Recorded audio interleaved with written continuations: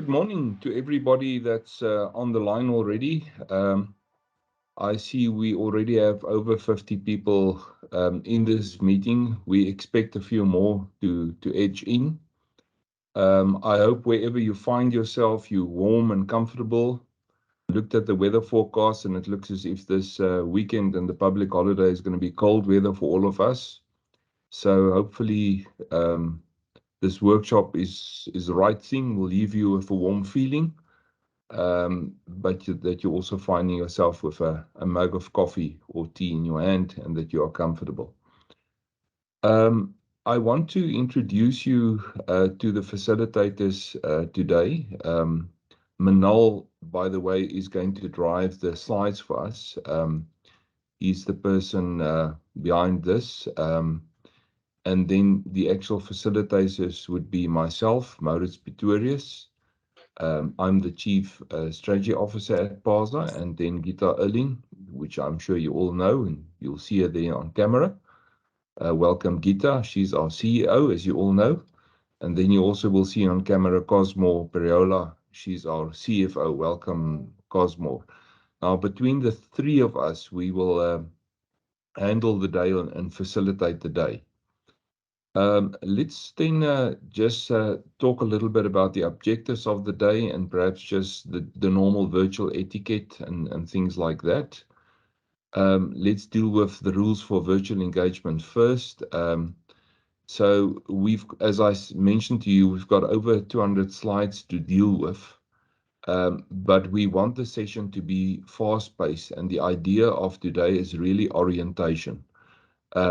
So we're going to point out certain things that will allow you to orientate yourself with regards to the design. This is, by the way, a request that we received from many people after all the sign-offs and all the detail that has been dealt with. And yes, we are edging closer and closer to the final report that we want to present to the SARP. But a number of people asked, give us just a overarching holistic view on what we've now decided, where do we stand, what's the implications of all of this. And that is really what today is all about. It's a orientation session. But to the points being made on the virtual engagement etiquette, let's make it interactive. Ask your questions, engage with us in the chat boxes. Please put your camera on when you speak. When you don't speak, please mute. There's nothing as difficult to handle than somebody's mic that's on and you have to scroll through over. I see we've more or less 70 people already, through 70 people to find out whose mic is on. So just be aware of that. Raise your hand when you want to speak or make a comment or engage with us. But the idea is today it's orientation, but also engagement. We will provide this pack to all of you. So the idea of the pack is to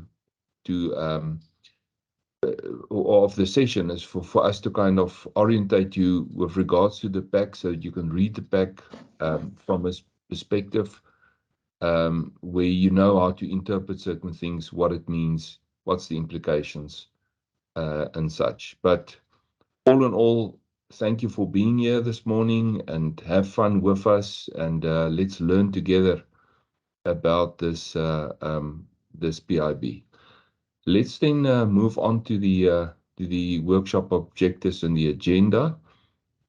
As I've mentioned, the idea is orientation. Um, Perhaps I have to then ask everybody not to debate the merits of material that has already been signed off. We don't want to relitigate or debate it. I think we would rather like to engage with the implications of that. So what does it mean for all of us? We then want to walk through as much of the content as we possibly can, as fast as possible. We've summarized a lot of that for you, so it's to make it easy. We're not going to stick with all the slides in detail. So also be conscious of the fact that from our side, we don't want to create a death by PowerPoint experience this morning. So the idea is the content of the PIB, what it means, what's the changes that will then come, or what's the implications of the PIB. And lastly, I think from your own organization perspective, how will this changes then impact your organization? What does it mean, both in terms of participation, governance, and a number of other things, the membership categories, etc. So let's look at the agenda then for this morning. Over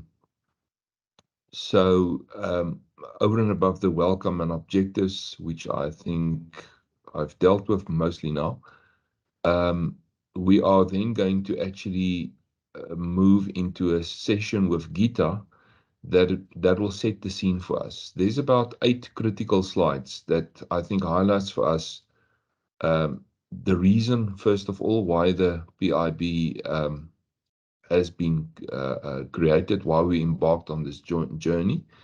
What are the key changes in the PIB?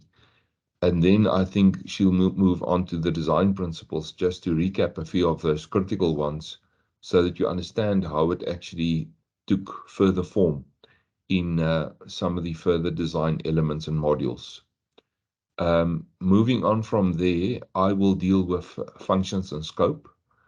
And then we'll have a short comfort break. Then we'll move on to recognition, and then the inner workings of the PIB in the form of the mandate, and also the recognition that we would receive from the SARP, and then membership and governance, which I think is a critical element for all of us. We'll have another comfort break then. Then I'm going to hand over to Cosmo to deal with funding and other obligations. And then I think we will end off with a session where we're going to give you a few examples of organizations and what the PIB would mean from such an organization's perspective. So we'll deal with a typical PSP, a bank, a typical payments operator, and one or two others. That leaves us also then time for questions and closeout, which Gita will handle. But I do want to invite everybody as we progress in this discussion today, as we move through the orientation. If the question comes, put it in the chat box, raise your hand, let's deal with it, rather than leave it to the end. I think it's more relevant and more pertinent if we deal with it right there at that point in time. Good. I think with that, I'm actually handing over to you, Gita, and again, welcome everybody and thank you for being here. Good morning, everybody. I know we're covering territory that we've all largely seen, but I must say that when I went back and reviewed this in preparation for today, I realized just how far the journey we've come is and how much detail we've worked through. So Please bear with us when we work through the material. Ask questions if we go too fast over some of it, or if we brush over something that you think is an important point. And maybe just to understand that what we're covering here is what has been signed off. Where we touch on material that isn't signed off, we'll make it very clear to you.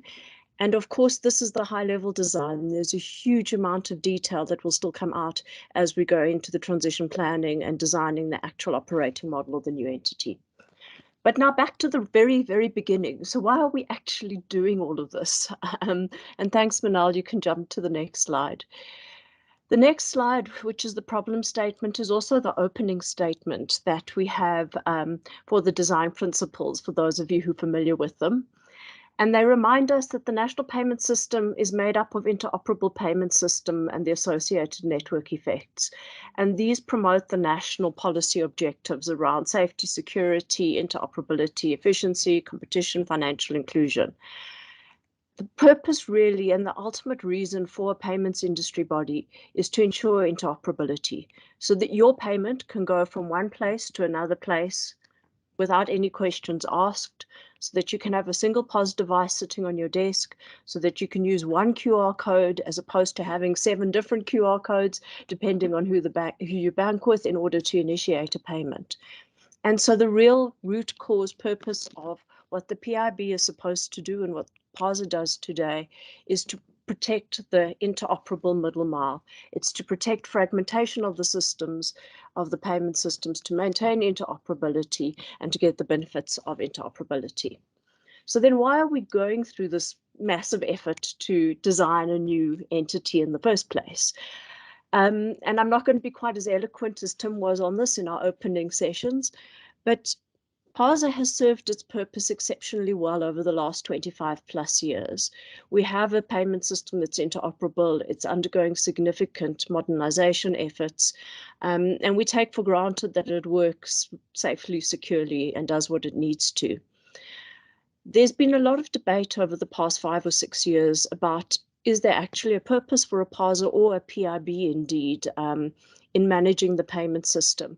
And after all these debates and all of these discussions, we've jointly come to the conclusion that yes, there is, because that interoperable middle mile must be protected, but it needs to be more inclusive and involve a broader constituency of members, because there are so many parties who play an active role within payments. And therefore, the next question was, well, why don't you just open up PASA to everybody else? And the very strongly expressed view from the Reserve Bank is you don't want everybody else to be second cousins who've kind of been offered a seat at the table late in the process. Let's rather get everybody together, get the full community together and co-design what could be a workable and pragmatic payments industry body that fulfills the objectives put out by the Reserve Bank, which are around interoperability, collaboration and cooperation, looking after the policy objectives and making sure that the good of the national payment system is protected. So that is why are we even doing this? It feels weird to be discussing that, I don't know, something like 8-9 months into the process, but it's a very important starting point. And ultimately, all of this is around protecting the South African economy and the good of the country, because payments are the lifeblood. It's how the blood or the money of the economy flows. We have to work, and we have to work efficiently in order to support the South African economy. So there's a very strong element flowing through all of this around the greater good of the country. Thank you, Manal. Okay, so what context is this happening in? And as we all know, this is happening within the context of regulatory changes, which will take place over some time. If we go to the next slide, Manal, this slide is put together on the basis of a discussion we had with Tim in one of the workshops on the 8th of December last year. It was very shortly after first drafts of the Conduct of Financial Institutions, together with the consequential amendments of the National Payment System Act, were released. And I call them first drafts because although the coffee bill had been very extensively discussed, it was the first time that we saw the payments element. So Tim joined us to explain that actually the PIB is completely consistent with the changes that are coming to the regulation and what the purpose and the roadmap for the regulation is. So What the Reserve Bank envisages is perhaps making 3 sets of changes to the National Payments System Act. The initial thinking was that the Act was going to be revised, and there was a policy paper to that extent, I think in 2016 or 2018, and nothing has changed really from where that policy paper started, except the means of which this is going to be implemented. So the first set of changes are planned for this year. They arise out of consequential amendments from the Coffee Bill, which defines, and we have a slide later in the content, a whole bunch of new payments-related activities which will be licensed by the South African Reserve Bank and in most instances also by the Financial Sector Conduct Authority. So what the first set of changes are going to do for the National Payment System Act is they will bring in these new categories of parties who are going to be licensed. And in effect, it's anybody who is seen to provide some kind of payments related service. It's to give the Reserve Bank the ability to move from regulating according to your entity type. So are you a bank? Are you a non-bank? Are you a settlement bank? Are you a clearing bank?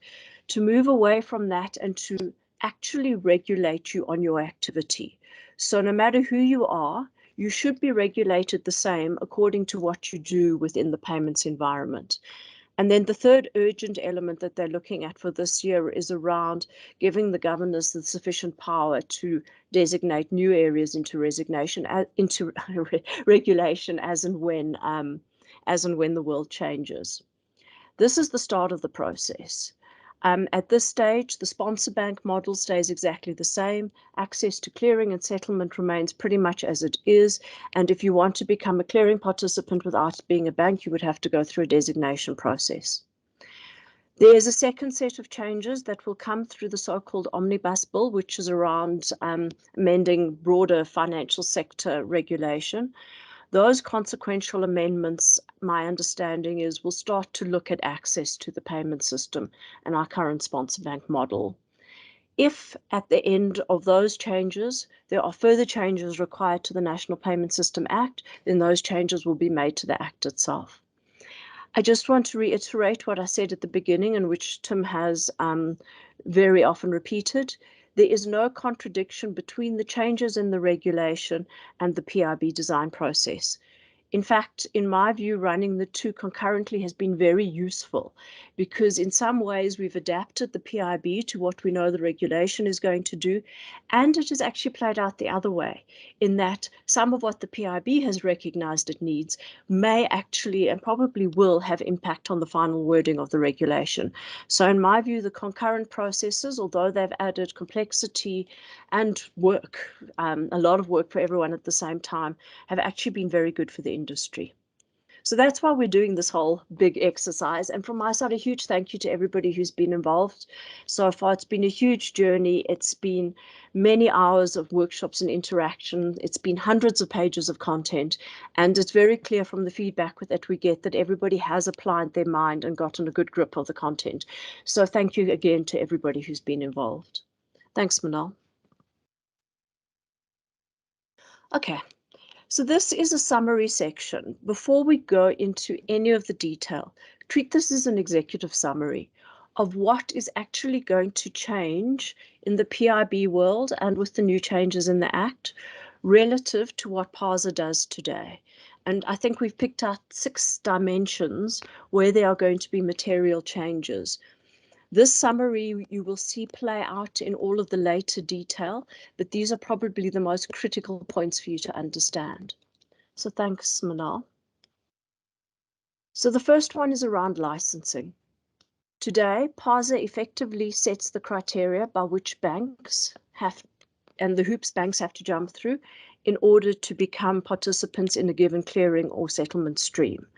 Beyond that, once the Reserve Bank has designated a clearing participant, they have to jump through the same hoops in order to become a PASA member, in order to become a participant in a payment stream.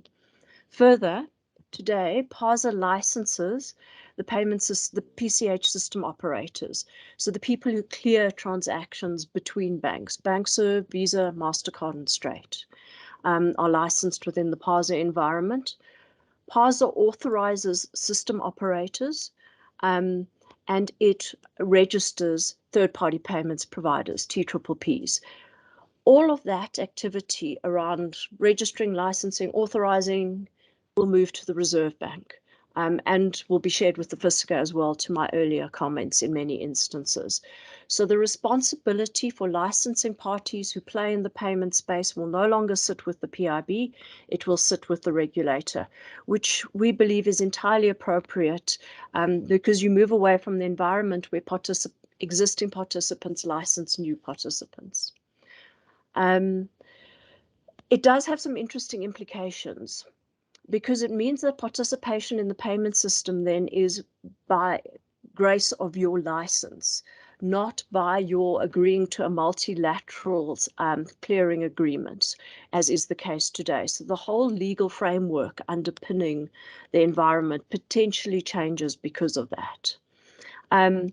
Given that the Reserve Bank will probably license Visa, MasterCard, and BankServe, for example, in the card environment, the clearing participants would obviously choose who they directly deal with, but the expectation would be that the PIB makes sure that it makes no difference. The card transactions, whether across Visa, MasterCard, or BankServe, still flow through all of those parties. Okay. The implementation path for this is going to be done with the Reserve Bank. So we have agreed with them, and as part of the changing legislation, there will be a transitionary plan. The second is the regulatory recognition for the payment industry body.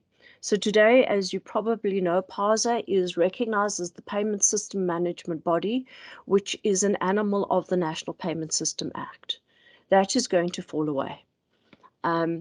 But based on, and we'll get to it later today, requests from this community, the Reserve Bank has acknowledged and understood that there is still a need to license the PIB, specifically so that local rules can override scheme rules, probably is the most critical point.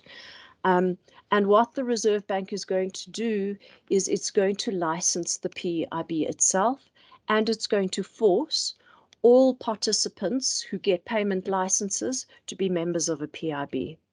So that means that the PIB rules will in fact be binding on members by the fact that members have to be members as part of their licensing criteria in order to provide payment systems, payment services, which again questions the need for multilateral PCH agreements to bind members, because they'll be bound in other ways already. So potentially the whole PCH legal construct will fall away in this new world, but obviously it can't be replaced by a vacuum. And when we get into the details of how the rules work, we'll talk about how that gets potentially split up. Thank you. The third change, Manal, if you don't mind flipping slides, is to the rules themselves. So the closest analogy for those of you who are involved in the PASA world today is the way that the card rules work today.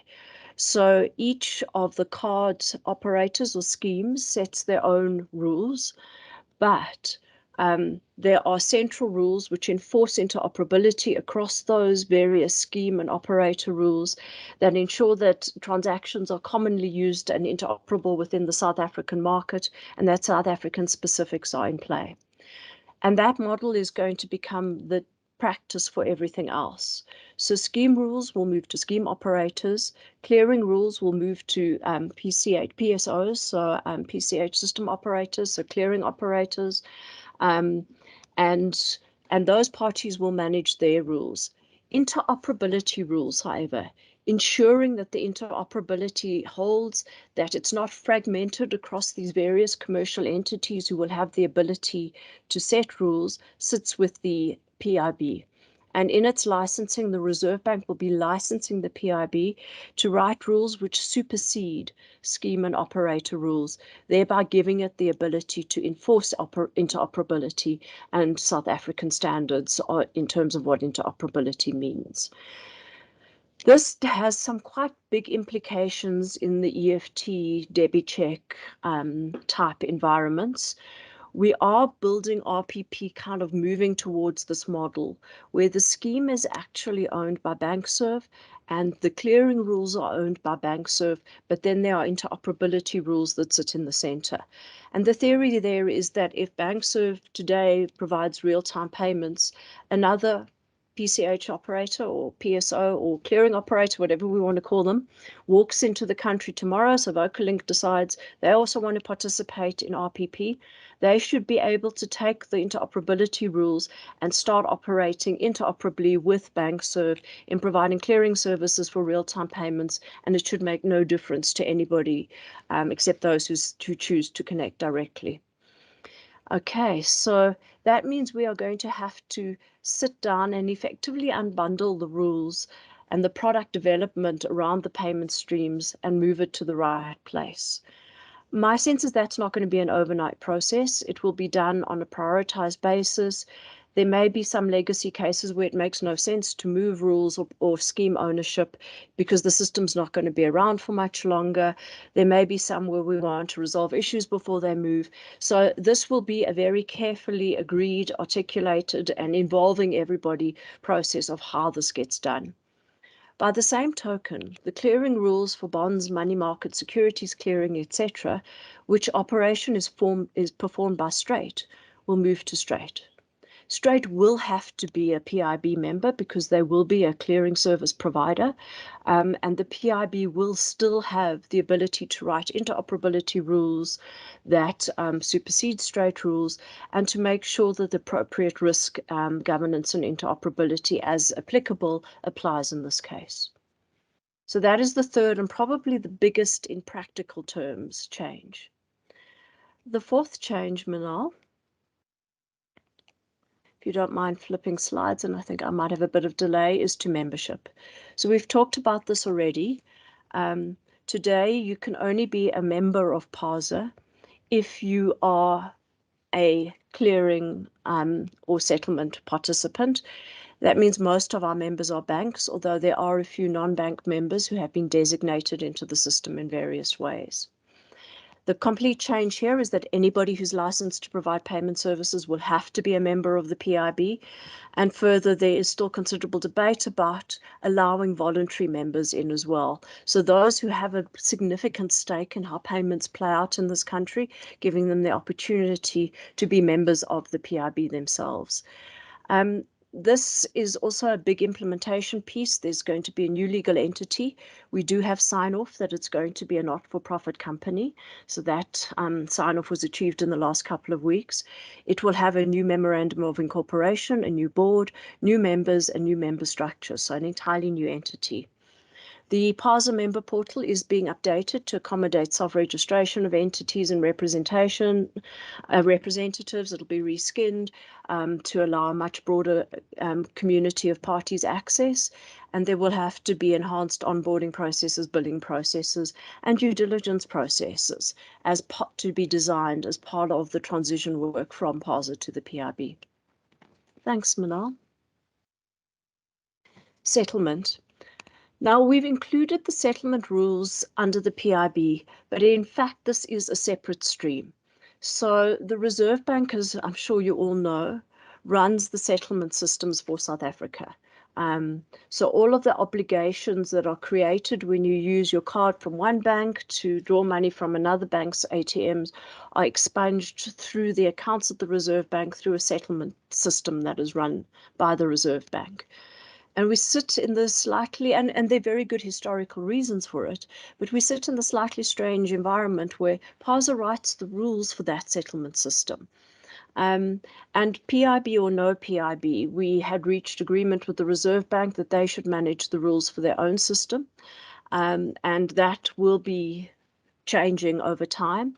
We will run this as a separate project. We've already started work on it, already starting to consider the structures that would support it. We will involve the broader industry who are involved in settlement because there's quite a lot of complexity in this conversation. And as you'll see in some of the later content, we don't even know what it means. You know, what are settlement rules versus high value payments versus the operational elements that go with, for example, cash settlements. So a lot of work to be done here, but not something that's explicitly part of the PIB design. but a change that we do need to be aware of. And then, thank you, Manal. The final change is that, and you will see this when Moritz goes through the PIB function that has been agreed and signed off. There are functions in the PIB that change relative to what PASA does today. So there are some things that PASA does that the PIB will no longer do, and we've talked about some of those. So managing the scheme, for example, debit check and RTC, which it does today. Managing the clearing rules, that will move to the clearing operators, and a few other things like incident and crisis management. So PASA today does a lot of incident management. The expectation would be that the clearing operator would do that within the auspices of frameworks and standards set by the PIB. And again, Moritz will talk to that when he gets to the functional update. There are also expectations, though, that the PIB will do functions that PASA doesn't do today. And those include a number of things, but probably the most material are compliance monitoring. And you'll see one of the design principles says that the PIB must be able to enforce its rules.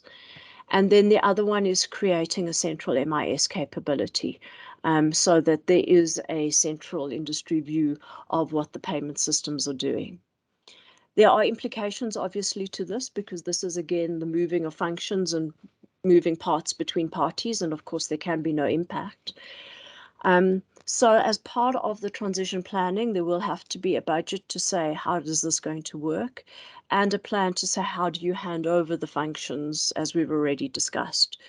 The PIB costs will decline relative to PASA in line with functions that move out. That is one of the commitments that we have made as part of the funding work, the funding principles, which we will get to later today. And my expectation is, and we've touched on this before, that as part of the transition planning, we will come back to the community and say, this is the day one function and the day one budget of what the PIB is going to do. So day one, it's not necessarily going to do everything within the function and scope. In fact, there's no ways it could. Skills are too scarce in the industry. You're not going to be able to build that up. It's going to take time. So all of that will be engaged with the community to say, what does day one look like? And is everybody in agreement? And how is that supported from a budget and a structure point of view? And then the new functionalities and the handover to some extent of existing functionalities can be project managed as and when, even once the PIB is up and running. We will go through an exercise of reviewing all the PASA projects to say which should stay within the PIB structure and which should move to an individual clearing operator. It is absolutely critical that there can be no impact, though, of these changes to the functioning of the payment system. It has to continue to operate safely, efficiently, as it does today. And the major projects which are running cannot be slowed down or put at risk because of any of this.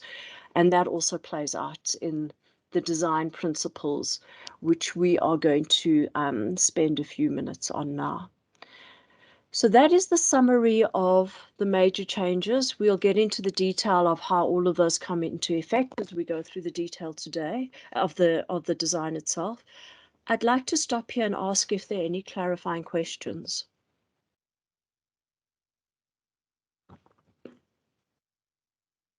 Because there's quite a lot in that. And again, as I say, we'll get into more detail of how it plays out. Okay. Then what we're going to do now is actually, so that the section we've just done now was an interpretation of what do the design elements that are signed off mean. What we're going to do now is actually go into the design work itself. And for those of you who remember September last year, we started off with design principles, which are really intended to be the North Star of the design. And reading them through again last night, and as I have done regularly through this process, you can see that the design principles are very accurately reflected in the design.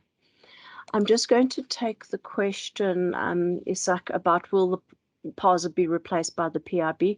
And the answer is absolutely. So the way we're thinking things are going to work is we will complete the design work once everybody's signed off on all of it, and we think we are relatively close to the point where we can bring the final content to the community for final sign off at the workshop that's planned on the 30th of June. Once that design is signed off by everybody, it will go to the Reserve Bank for their review. And while they're doing that, we will start working on a transition plan. So how do you move from the association, which PASA is today, into this new not-for-profit company that'll be the PIB in future? That obviously has to be coupled with the changes in regulation. And there are various scenarios. So the regulation could land before the PIB could land before the regulation. So there's quite a lot of complexity in planning that transition work and logistics. Once the design is signed off and the transition plan is signed off by, at a minimum, the Reserve Bank and PASA Council today, then we would start the process of implementing this new legal entity. And at some point when everybody is happy, PASA will stop functioning and the PIB will take over.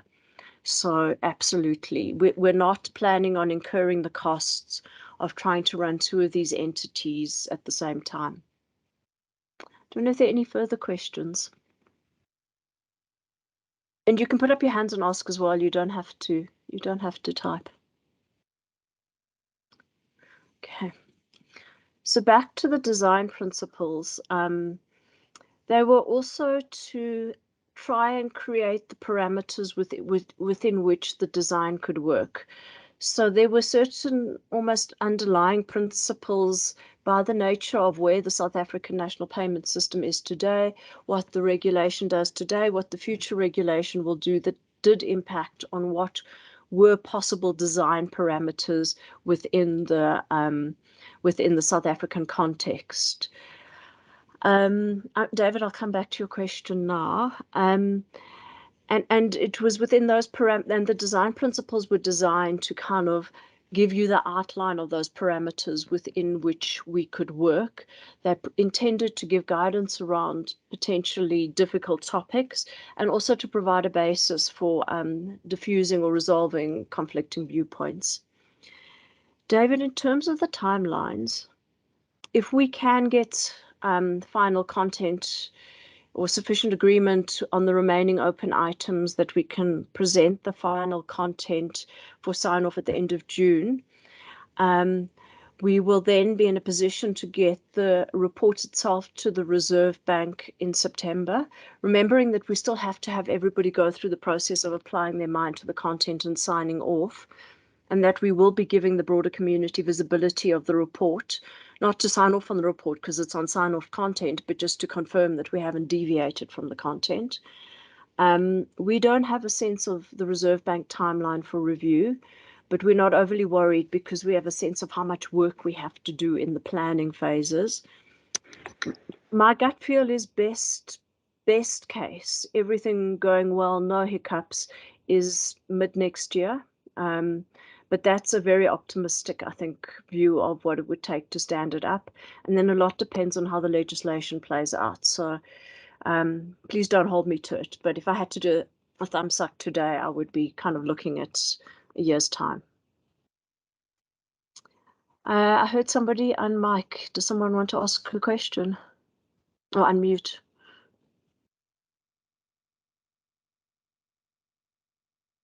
Okay. Okay, so I am going to then spend the next 15 or so minutes. My best guess as to what can frustrate the process. You ask very difficult questions. So we could still fail to reach agreement on one or two critical items entirely. And that would put us in quite an interesting position. I don't think we're there yet, and we should have clarity on that in the next week or two. So that's the sign-off piece. The Reserve Bank could have concerns about the design process or about the design report we give to them, although we've tried to mitigate that through regular engagements with them. We've shared the design principles and have at least verbal confirmation of no objection to the design principles. which means there shouldn't be material issues with the rest of the content. And as I say, we have been working very closely with the Reserve Bank, updating them monthly on this process, but they could want changes made to the design, in which case we would have to come back to the plenary. And the other thing that I think could happen is that when we get into the transition planning and we actually map the target operating model of the new entity and the details of the new structures, that could show us that we made mistakes in some of the design. And then we would again have to come back to this community and get sign off on any changes we make to the design.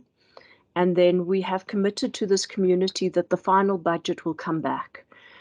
Because we don't really know what it looks like. There's too much uncertainty. We don't know how many members will be paying. We don't know what the target operating model looks like. So we have committed that the final budget will come back for approval again, and that could also create roadblocks. Disagreement between the existing PASA bank principal members. I must say we've worked very closely with the banks and the Banking Association in this process. We've obviously had some very robust debates in areas where we've disagreed and changes have been made.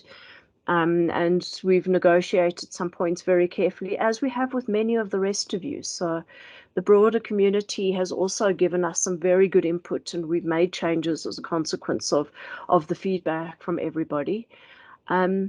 I really hope we are beyond the point where the critical, I think there's one critical item still on the table that has to be resolved.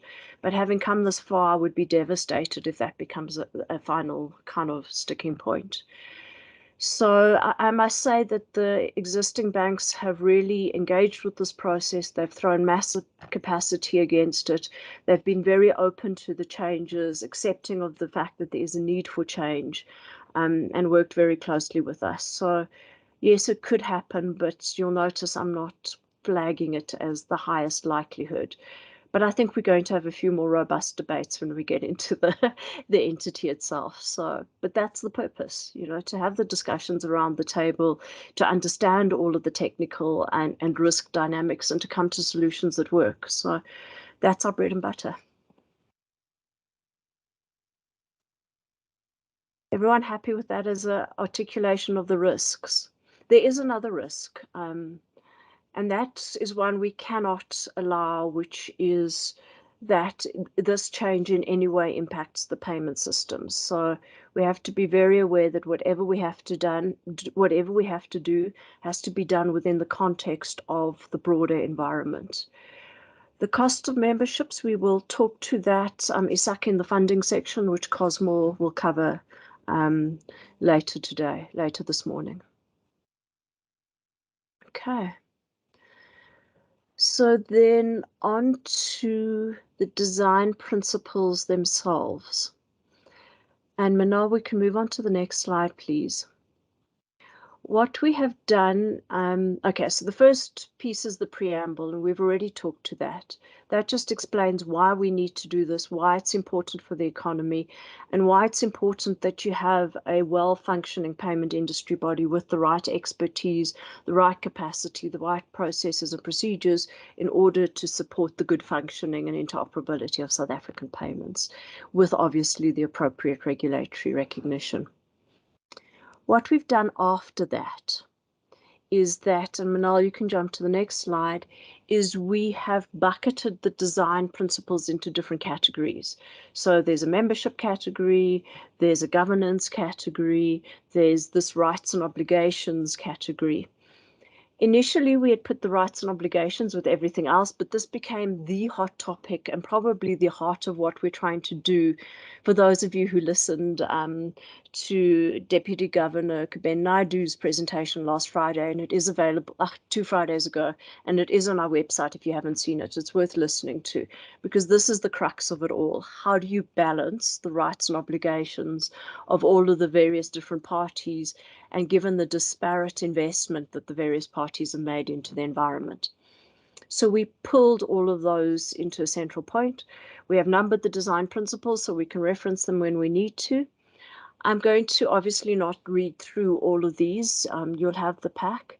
But the important point about this is inclusivity, equitable outcomes, activity-based participation, robust consultation. So for those who don't necessarily have a seat at the table because they're not involved in that activity, but if they are impacted by that activity, must at least still be consulted. Um, Making sure that there are adequate controls so that decision making is balanced across the various parties, making sure that the parties who are making decisions do actually have skin in the game and a stake in the decision which they are making. So you can't have somebody who's not involved in clearing at all coming and telling the clearing participants how clearing should work. Um, and making sure that decision-making powers are appropriately delegated. So that is the rights and obligations. As you can see, many of these could fit into another category, but we pulled them all into one place. Thanks, Manal. Then the mandate. And it's quite interesting now that we have clarity on the mandate, which we will cover, which I've touched on already, but we'll cover in more detail later. Is the point that there is the necessity to look to national policy objectives and member interests, and I think we have managed to balance that in the design. So I'm very pleased we've managed to walk that tightrope, which caused a lot of unhappiness when we first looked at the principles. And all of this is around policy objectives, that it's going to be the interests of the NPS and the interests of members. It's got to create the environment where we can have the robust and difficult debates in order to get to the right outcomes. That we cannot totally ignore what's happening regionally and globally because of the impact that has on domestic South African standards, and therefore the need to have potentially an advocacy role in some of that work, and the fact that legal certainty needs to underpin any environment where value or risk is transferred by one party to another. So that is a very, very high level overview of the mandate principles. Thank you, Manal. The next one is membership. So we have said associations and individuals can hold membership. There've got to be different categories of membership, and we're going to cover this in a lot of detail later this morning to facilitate equitable and proportionate participation in rights and obligation. That members must see benefit for their participation. The mandatory membership as a result of the licensing conditions, and quite important to single house for all interoperable payment participants and for all service providers to prevent the fragmentation, to prevent potential fragmentation of the system. Thanks, Manal. Then some business and operating model principles. So the PIB itself must operate efficiently.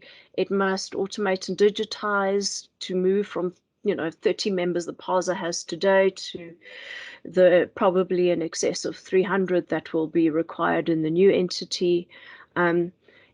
Critically is the design principle 4.4. So the PIB must have the ability to adapt itself to remain relevant. So this design that we are doing is effectively a starting point. And then the PIB will have its own governance functions, it'll have its AGM, it'll have its board, and it will have to change and adapt itself to remain relevant going forward. So we can't pretend that what we're designing now is going to be the answer for 5 years' time. The structures must be appropriately capacitated with the right people, and the PIB itself must also be appropriately capacitated to run what is needed and to do it efficiently to the standards that are expected by the broader community. Thanks, Manal. Then some design principles around the transition. So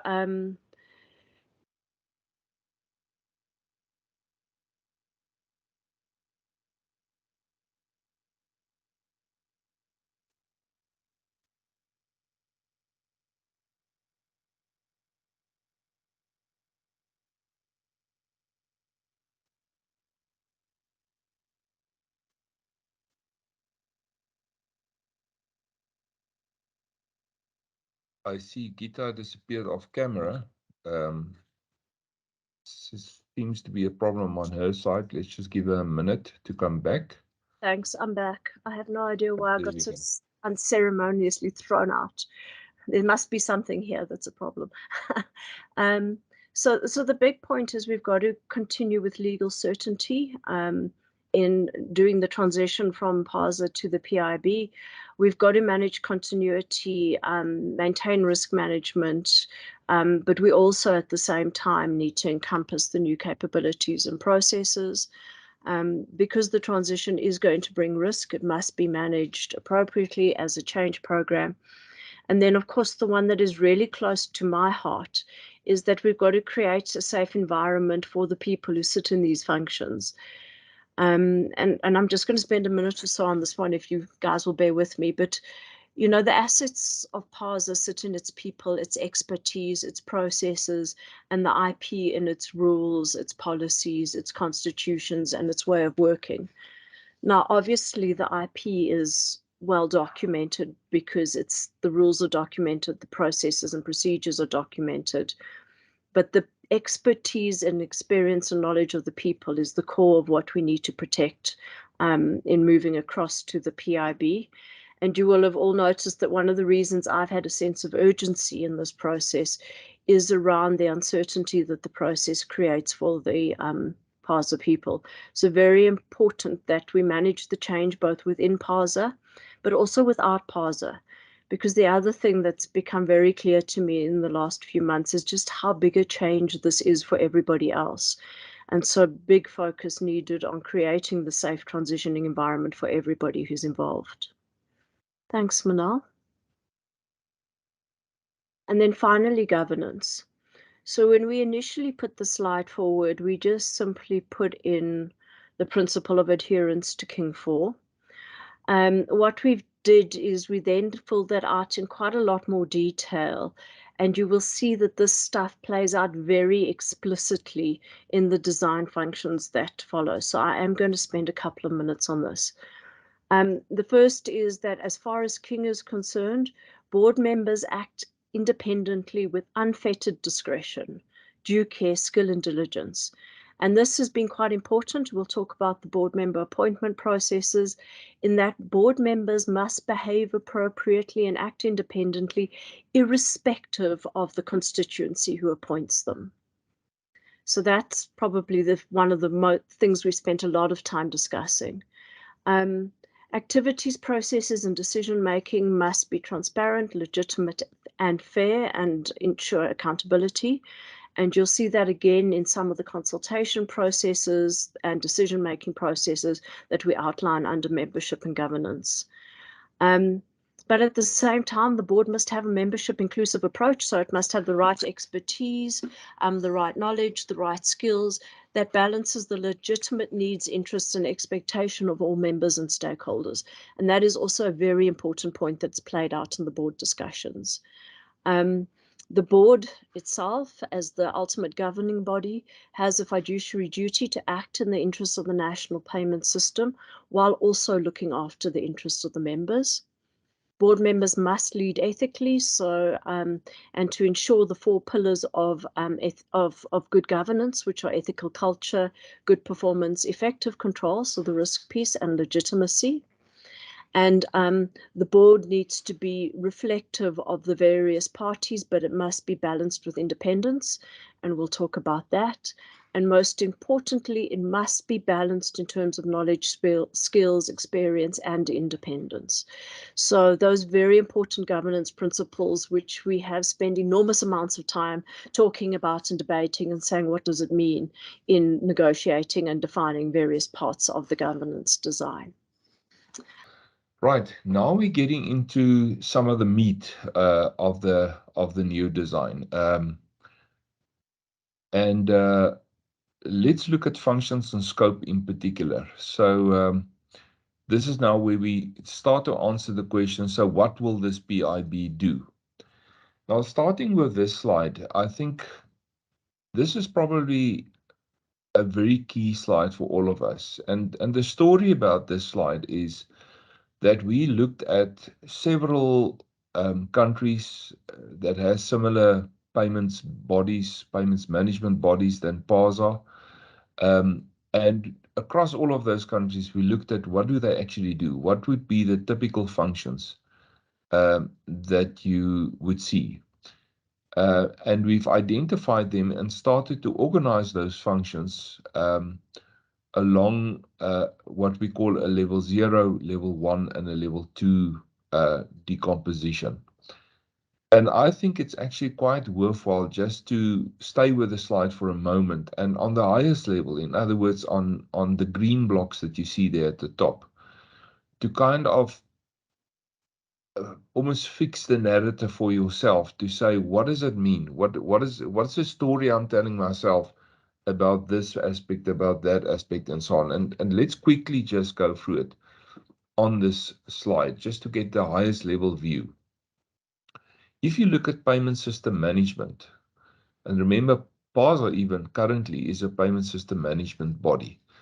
The story you should tell yourself is that the rule setting and all of those things associated with payments management is going to change, and it will resemble more of the card model that we currently have in South Africa, and less of the current PASA model that you would see more on the electronic side.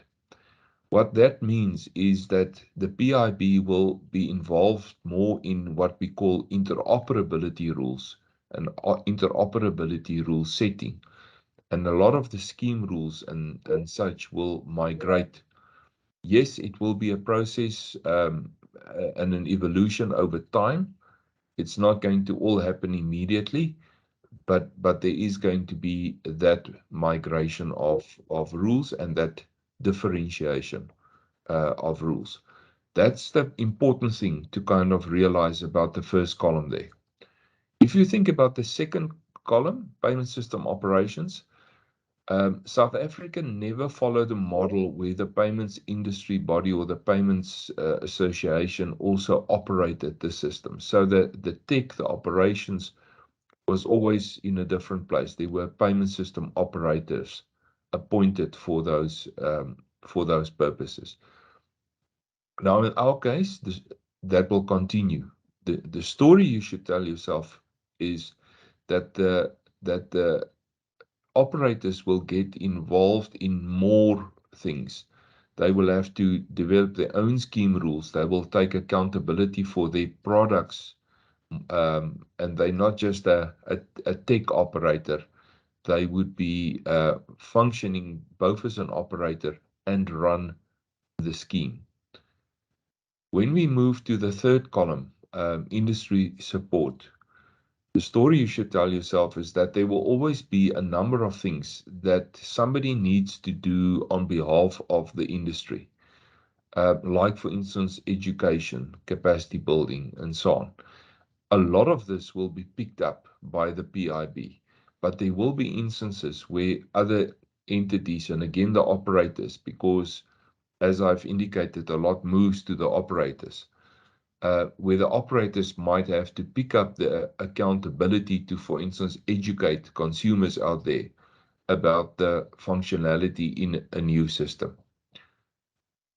When we move to the second last column, the project management, the story you should tell yourself is that there will always be elements of project management that will have to span more than one area, that may have to happen on the highest level, and that there will still be a project delivery capability in the PIB to do those kinds of projects.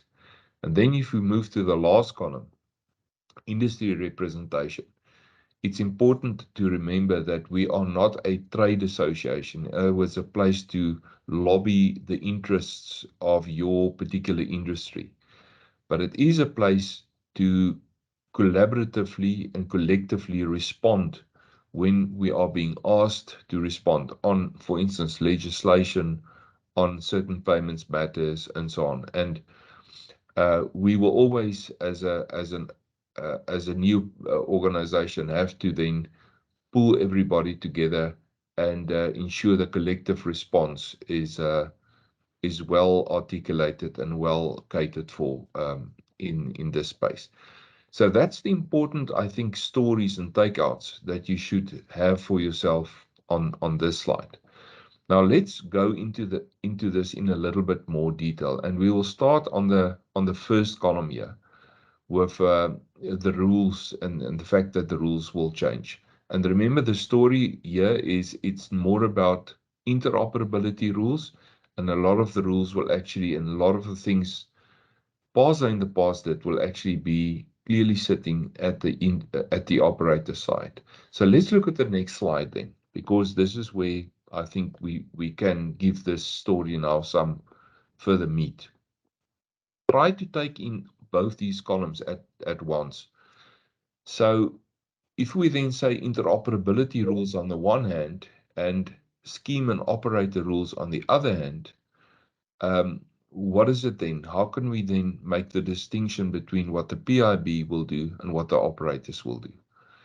So first of all, if you think about the scheme and the operators, they will determine the technical specifications. They would have those kinds of documents, own those kinds of documents. The job of the PIB would be to reference those common message standards. So once we've agreed, or as an industry concluded on a set of technical specifications, which might include certain message standards and so on, the PIB's role is to be that kind of single place where you can come to and we would know what would be the message standards being agreed, and we would be almost a bit of a standards authority, and we will be able to reference what sits where and what needs to happen where. Moving to the second line, obviously then the scheme and the operator would be involved in technical flows and technical rules, how these flows work, what messages are being used, and so on. What the PIB would do is look at it from a little bit of a higher level and say, let's agree, or let's kind of make clear what is mandatory and what is non-mandatory. What are the transactions types that you must do for the local market? What would be transaction types that would not apply in South Africa? We move to the third line then. The scheme and the operator would then define those message standards themselves. We would look at common definitions of elements impacting things like interchange in support of SARB work. We won't define the message standards. At most, the PIB could get involved in initiation layer type message standards, but most of the message standards would be defined by the operator or by the scheme. Let's look at security and fraud then. So the PIB's role is to ensure that there's a common management of fraud issues, i.e. there's a debit order abuse process, or there's a fraud system where we would have defined certain musts and have to do type elements. But the actual security standards would sit again with the PSO and with the scheme. Moving on then, if you think about consumer protection, I think the PIB's role is always to ensure adequate consumer protection. We will have to carry the consumer hat on behalf of some of the regulators, i.e. the FSCA. The commercial elements, including penalty charges, processing fees, all of those elements would sit with the PSO and the scheme. Next line then.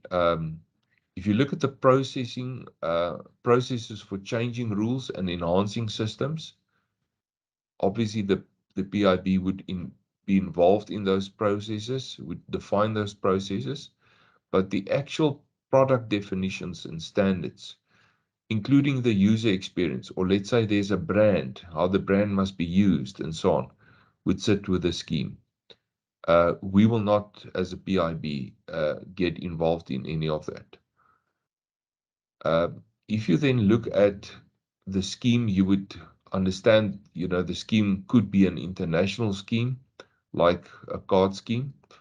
The PIB would, as we currently do at PASA, continue to define local variations that could change some of the scheme rules even, or override some of the scheme rules.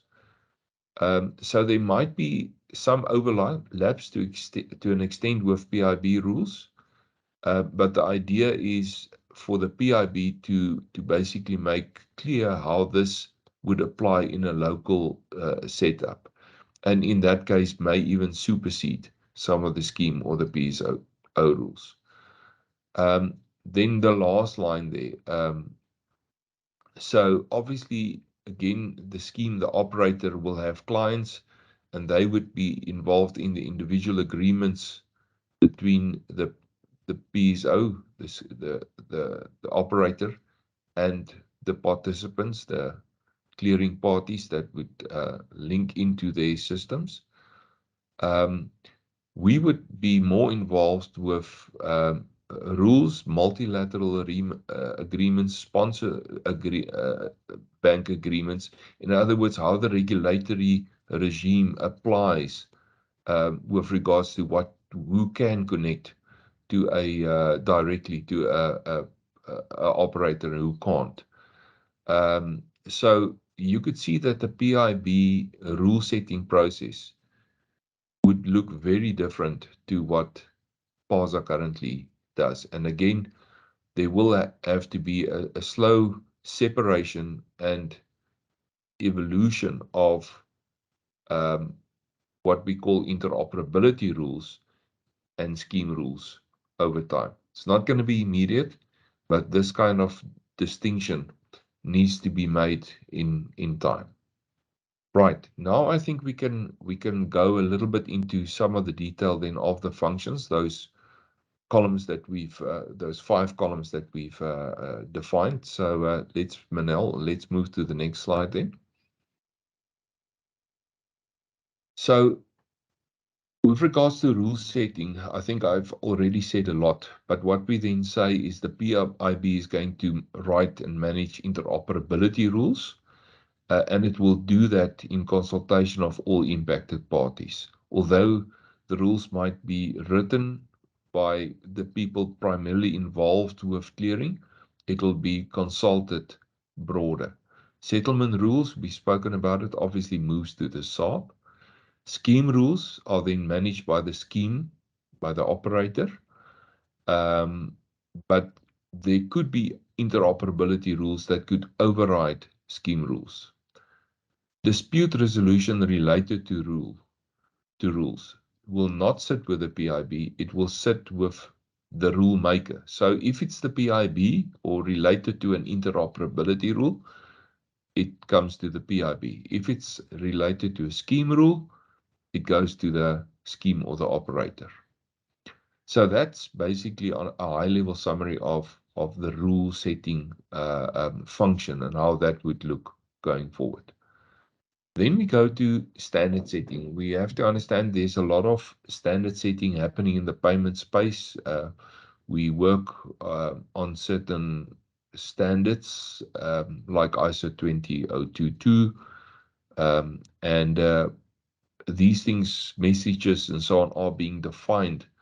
And there's always, especially with a richer formats and ISO 20022, there's always room to kind of interpret a message or define a message in a particular way.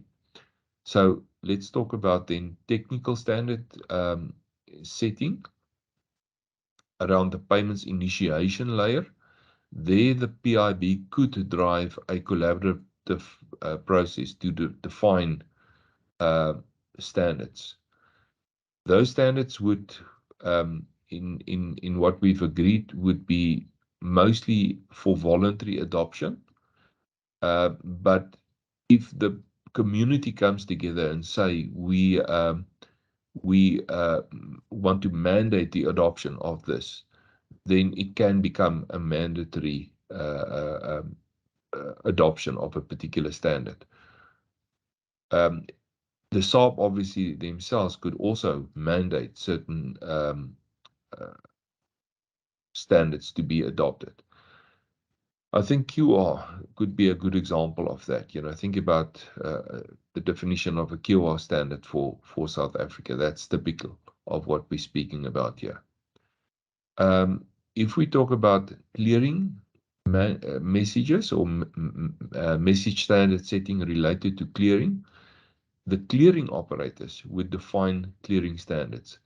The PIB basically just maintains that standards authority to make sure that when a new operator comes in and wants to do a similar thing, we say, well, the standards that has been defined to use are these, and you should also use similar standards. If we get to customer authentication again, the operator again would determine standards related to any authentication element. And we must remember authentication could be an abstracted service that sits above more than one payment system, especially if you think about where we're going with things like digital identity and such. Right, risk management. Now, this is something where the PIB would have to take up a strong role. So risk management, in other words, the monitoring of payment system risk, the highlighting, making it visible if there's a problem. The PIB would assist with a NPS risk identification and monitoring function. So that we get a global view on what kind of risks exists where in the national payment system. And we'll make it visible for everybody to interact with, to engage with, and for us then to mitigate those risks. But the risk element is a big part of the PIB. If we then think about the risk remediation or the risk mitigation actions that would follow, with the PIB forums, so you'll see later that there will be structures for this risk management function. They would identify and make sure that the risk is managed in the right way. It might be that it's handed to a PSO then to deal with, or if it's collective, let's say all the clearing participants, that they deal with it. And they would track the remediation of those risks. It's not to say the remediation itself will actually happen in the PIB, but we will monitor and track the remediation actions. Let's move on to the next slide then, Manal. Then with regards to compliance, so the PIB will build a compliance monitoring action. We will look at compliance data. There will be compliance tracking mechanisms, and we will know who needs to comply, who has complied, who has not complied. The next aspect of compliance then is the enforcement and the sanctioning. So what we say there is the PIB will undertake enforcement actions. So in other words, to say we're picking up a problem that there's non-compliance to a particular aspect, and we will make it visible and ensure that the enforcement happens. But the sanctioning we will not do. We will refer the SARP to the SARP for any sanctioning. So that's, I think, also a slight difference in separation of enforcement and sanctioning compared to how it currently works. Then lastly, administrative support. And again, bearing in mind, this first column is all about payment system management. There's a lot of stuff going on, if I can put it that way. And there's a strong administrative role to play. So let's quickly look at those 3 lines that you see there. Administrative support related to member administration. The PIB will register, administer its members. Administrative support related to secretarial functions or committee functions, committee secretarial functions. The PIB will provide those secretarial functions, make sure that there's a very good record of decisions, proceedings, and matters arising, and so on. And then administrative support related to the coordination or the management in participant groups. In other words, who needs to be where, and so on, distribution lists, all of those things. And then the PIB would support member structures through activities as taking notes, minutes, finalizing an agenda, organizing the meetings, project management if necessary, smaller project management capabilities, uh, communications, and in any other organizational skills that the collective might need. That kind of then relates to that first column, which is payment system management. Right. Everybody happy with that? No hands. Let's move to the second one. So the second one, we've said Manal, you've skipped back. Let's just skip to the next slide. There we go.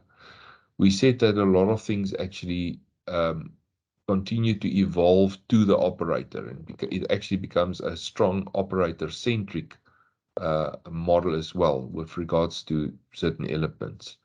So first of all, technology and infrastructure. Clear then that the PIB does not provide technology or infrastructure. There's no servers, there's no tech sitting anywhere that needs to be watched and checked on a 24-hour basis, 365 days a year, and so on. That all sits with the operators. Product management and clearing services. The PIB then does not provide the actual product management. That is defined in the scheme. And it includes things like if this product is called something like debit check, or let's say with a new rapid payment system, we've got a brand name. Everything related to that product and how the brand needs to be dealt with, handled, and so on, will sit with the scheme or with the operator. Operations, performance, and health monitoring. The PIB is responsible for setting KPIs and monitoring PSO performance and overseeing remediation where required. Moving on then to the next broader section, operational support. So crisis and incident management. The PIB defines frameworks, crisis and incident management frameworks, but the actual management of the crisis is done at the operator level. Operational support, so business continuity management. This is a limited PIB role unless delegated by the SARB or identified in a risk framework that there needs to be a business continuity matter that the PIB itself will pick up. So I think what you could almost write as three important words over all of this here is the PIB role is about the risk views, risk perspectives. It's about oversight and monitoring, and it's about frameworks that could define how things happen. But a lot of this then happens with the operator, and it's very much the responsibility of the operator. Right. I think we can move then, Manal, to the third column here. There's a lot in here, so I'm going to go through this very fast. The first gray part that you see there is actually a spelling mistake from our side. It's capacity development, not industry support. So there's a few elements in here. When it gets to professional certifications in line with the NQF, the way the NQF works is that the payment training provider and the qualifications authority can't be the same entity. So there will be a separation. If there's any need for us to start to come up with a professional qualification around payments and so on, it will have to be a separate body. When it gets then to consumer and education awareness, That's also an element that the PIB would not do. The consumer and education is very much related to the product that's being created, and it's the responsibility of the scheme owner then to ensure that there's appropriate uh, consumer education and user education even for the schemes or the products that they actually run.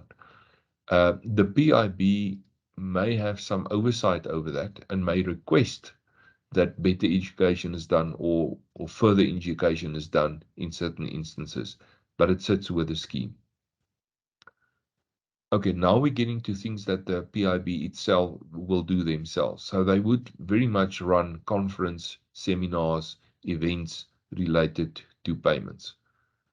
We see that across the world. That's a very strong function.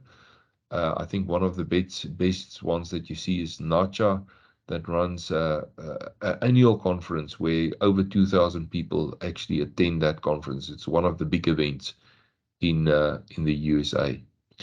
And then obviously training or any internship or any leadership development program that might even be run to support um, the payments professional of the future that prepares a person for a career in payments. That will be run by the PIB. Moving to strategy development. Payment strategy would be something that the PIB would be involved in. So they would use policy guidelines like Vision 2025 as a basis, but probably then get involved on the next layer to interpret it and to define that next level of strategy. So how would that then happen in the form of a particular roadmap, or how would certain things, how would certain initiatives align to support policy? We would define that kind of high-level strategy. Moving then to an aspect of strategy, but we've separated that, and that is thought leadership. In other words, to stimulate us as an industry about where the world is going. The PIB would be involved in those functions and would research those, would analyze the market, would benchmark certain things, would have views on best practices elsewhere in the world, and then moving to the next line that you see there under thought leadership, and would often then highlight this or write it up in the form of a white paper, which we will publish to say, this is where the world is moving, let's say, for instance, with CBDC, or this is where the world is moving with open banking and that kind of thing. Payment statistics. Now, the collation, firstly, of payment statistics, much more than what PASA currently does. The PIB would get involved in the collection, consolidation, and interpretation of payment system related statistics. Obviously, it's on a more aggregate level, where we will make it visible, but that kind of role will have to be enhanced from what PASA currently does. And then to obviously also add value to the statistics, derive management information or even strategic insights from that, and to also publish those statistics, which is the last line that you see here. That is a role also that the PIB would be very involved in, and it would report it from time to time to the broader community. Right, if we can then move on. Then the role of industry facilitation. There are certain functions or certain things that the industry would want to come to somebody, in this case now the PIB, for support and help. Now, the first thing is the interpretation of policy and how certain policy needs to be implemented. Let's say we've got a new coffee bill, or FAT F3 or something like that. We will have to be able to help people to interpret payments related policy, and to clarify certain things for them, and to help them to adopt the policies appropriately. And then often we also get into situations where people are asking us to assist with queries, and that's often related to how they actually conduct themselves in payments. That kind of broad-based query management is also something that the PIB would fulfill. I think that then takes care, Manal, of the third column. So let's move to the second last column towards the right hand side of that first picture. Project delivery. Yes, the PIB will run certain projects where required. And then innovations. It might be that the PIB provides also a platform for us to discuss innovation. So if we want to run a sandbox or something, a particular innovation, the PIB could be the platform where that could happen, where we could run something like that. Then the last column, I think. This is the fifth column. Now, if you can just move on, there we go. So industry representation.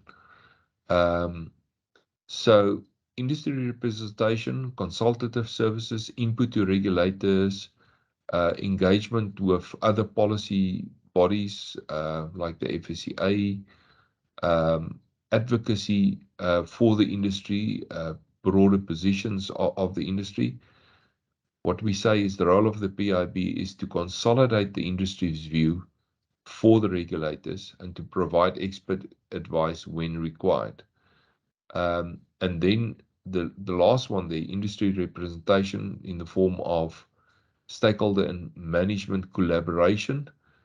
It's important then to just confirm the PIB will always actively promote collaboration amongst industry stakeholders.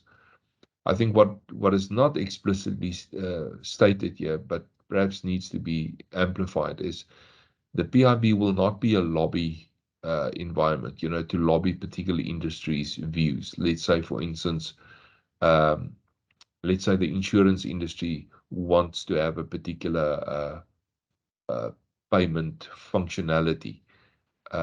When it gets to the industry as a whole, yes, then we will do that, but it's not a lobby environment. I see there's a hand here. Let's quickly move to the person with a hand. That's Johan. Johan.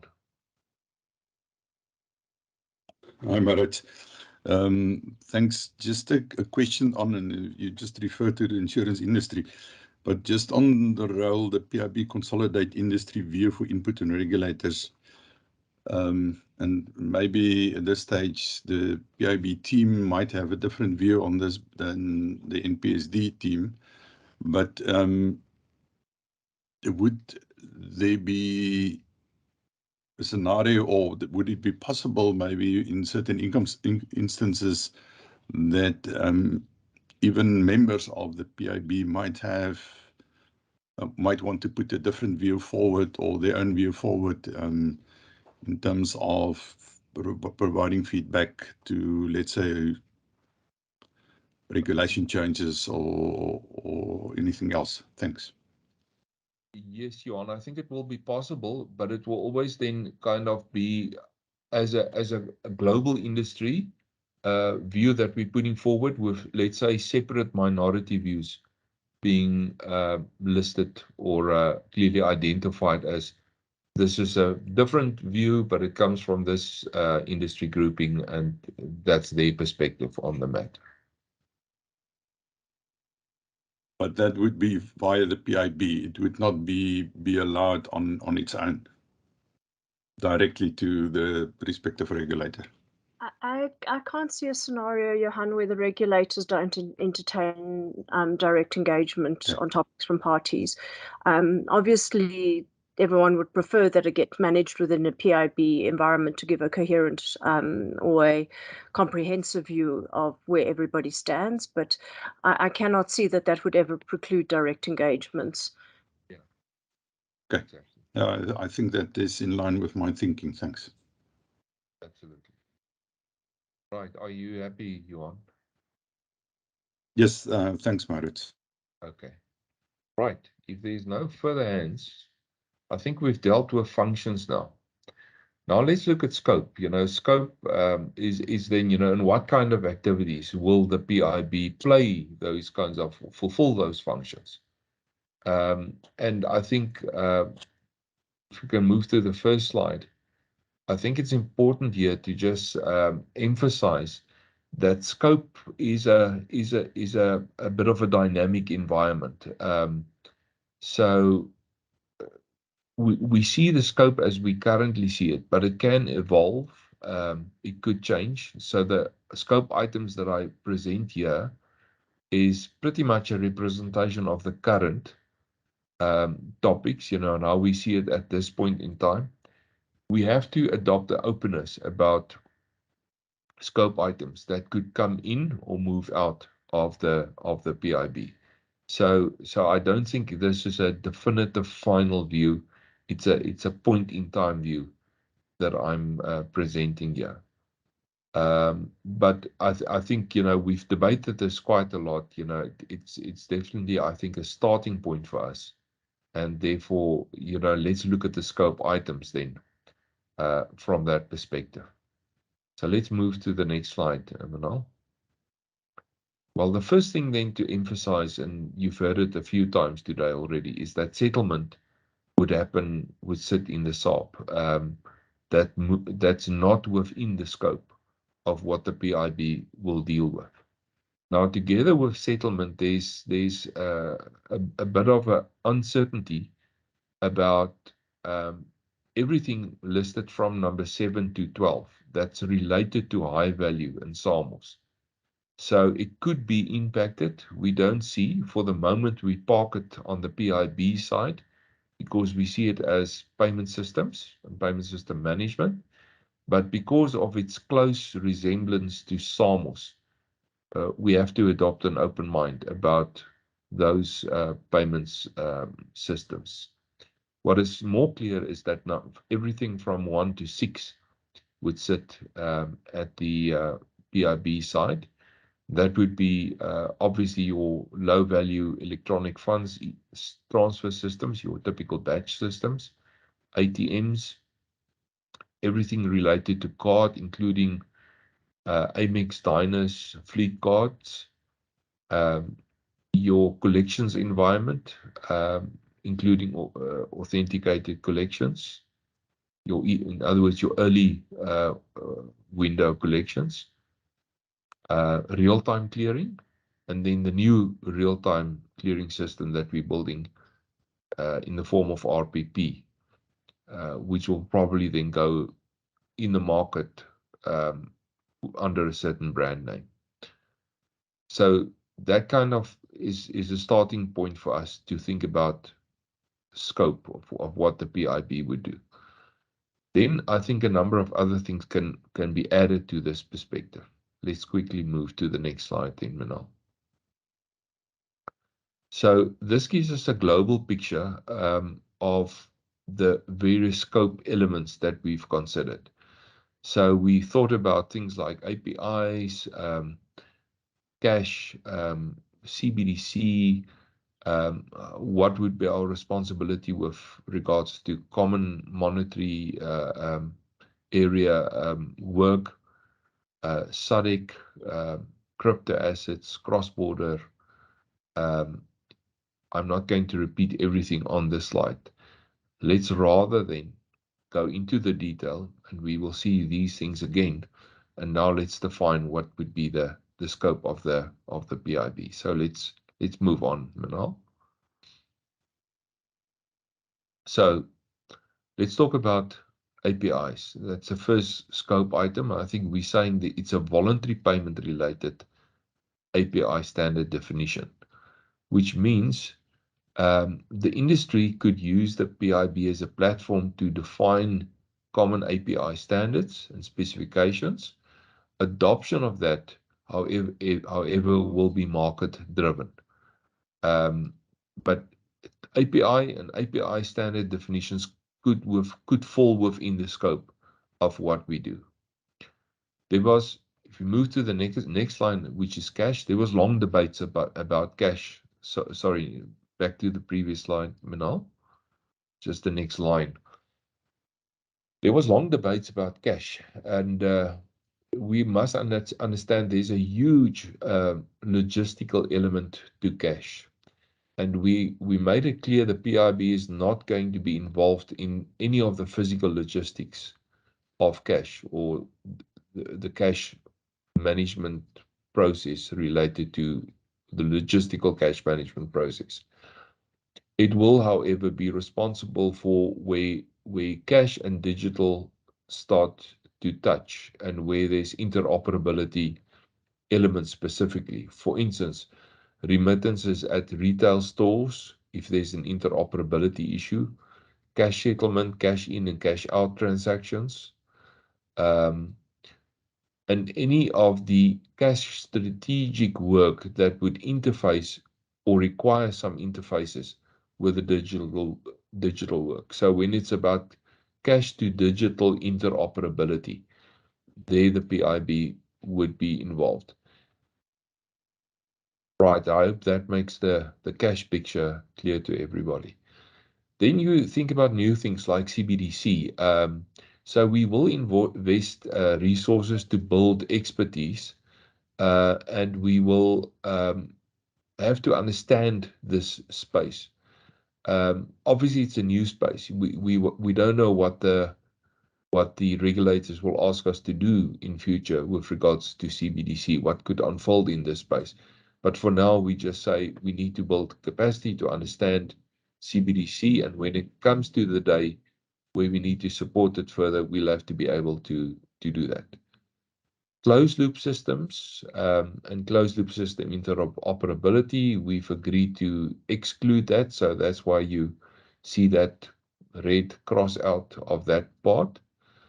Moving then to common monetary area support, we would be involved in implementation if requested.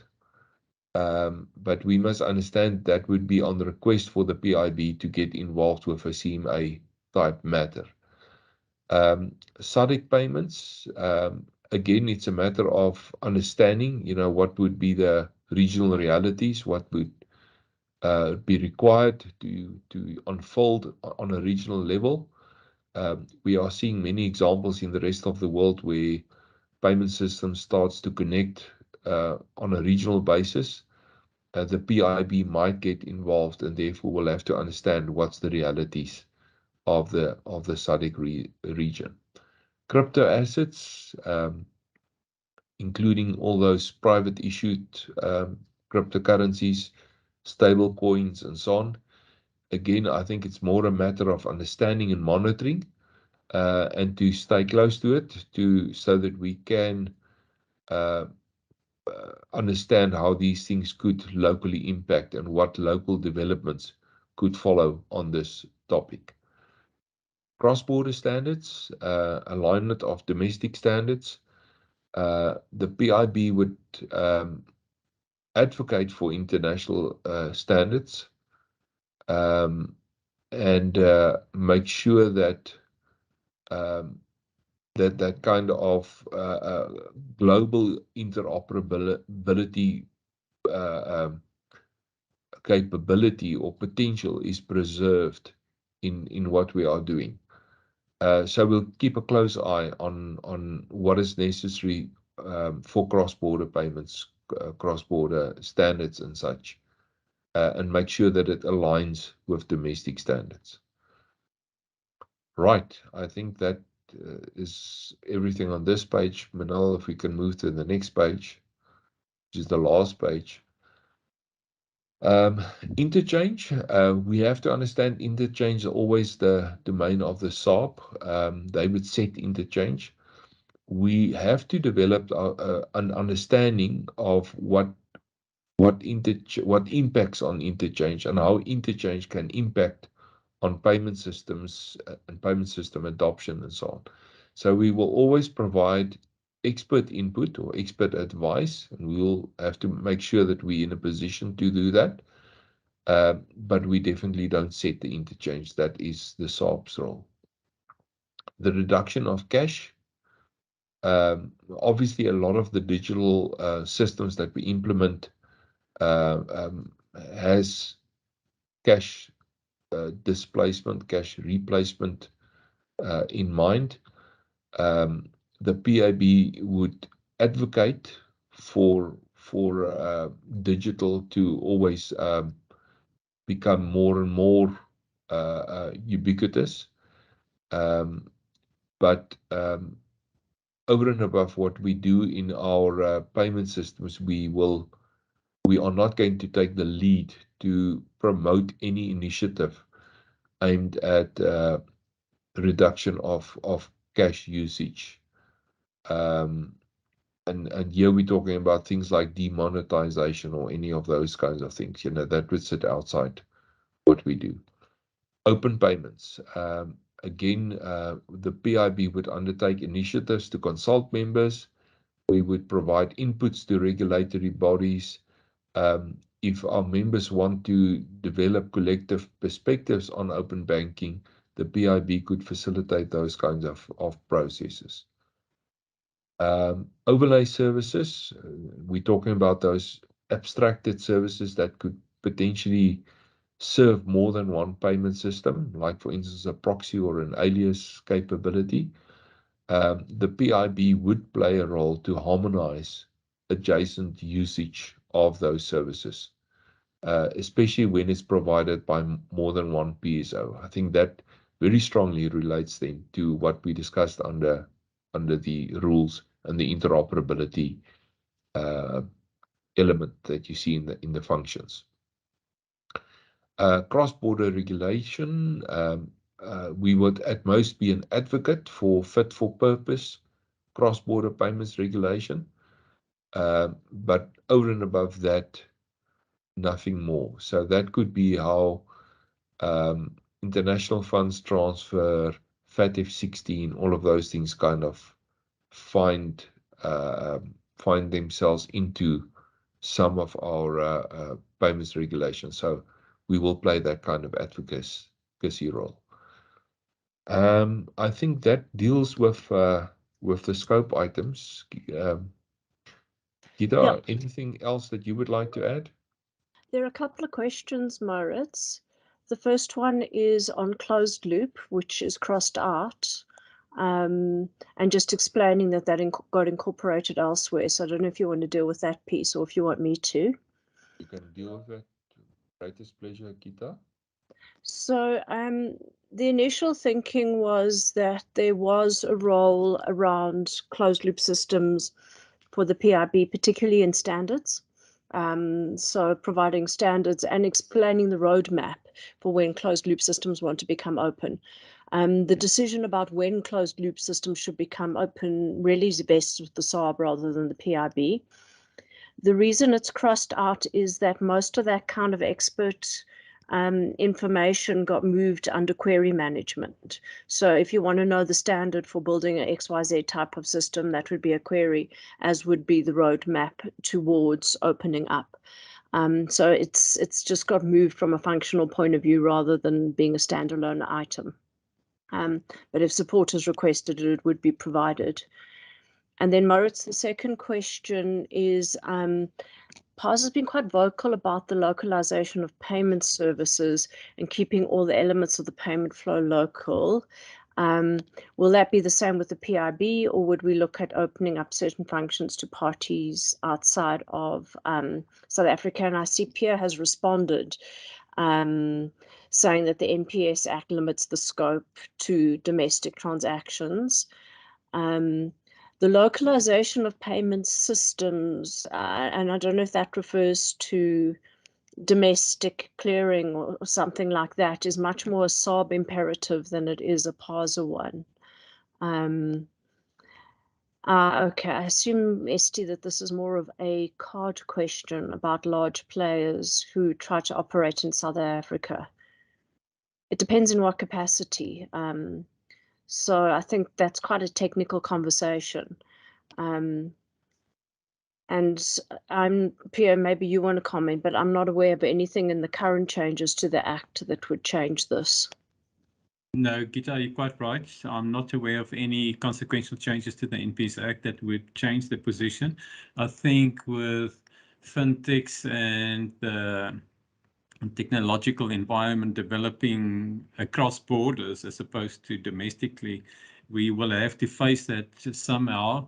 And I think the SARP is doing it, looking into that with domestic processing, for instance, and some other aspects to it. Is this so not clear exactly yet how we're going to address it, because the internet has just opened up everything and it's difficult to regulate outside of your own borders. I'm also reading Esti's question, Esti, and you can jump in here, but we must remember, you're talking about entrance, international entrance. Licensing will be the domain of the SARP. So if somebody wants to come and run, let's say a new payment scheme here, that license would be dependent on the SARP.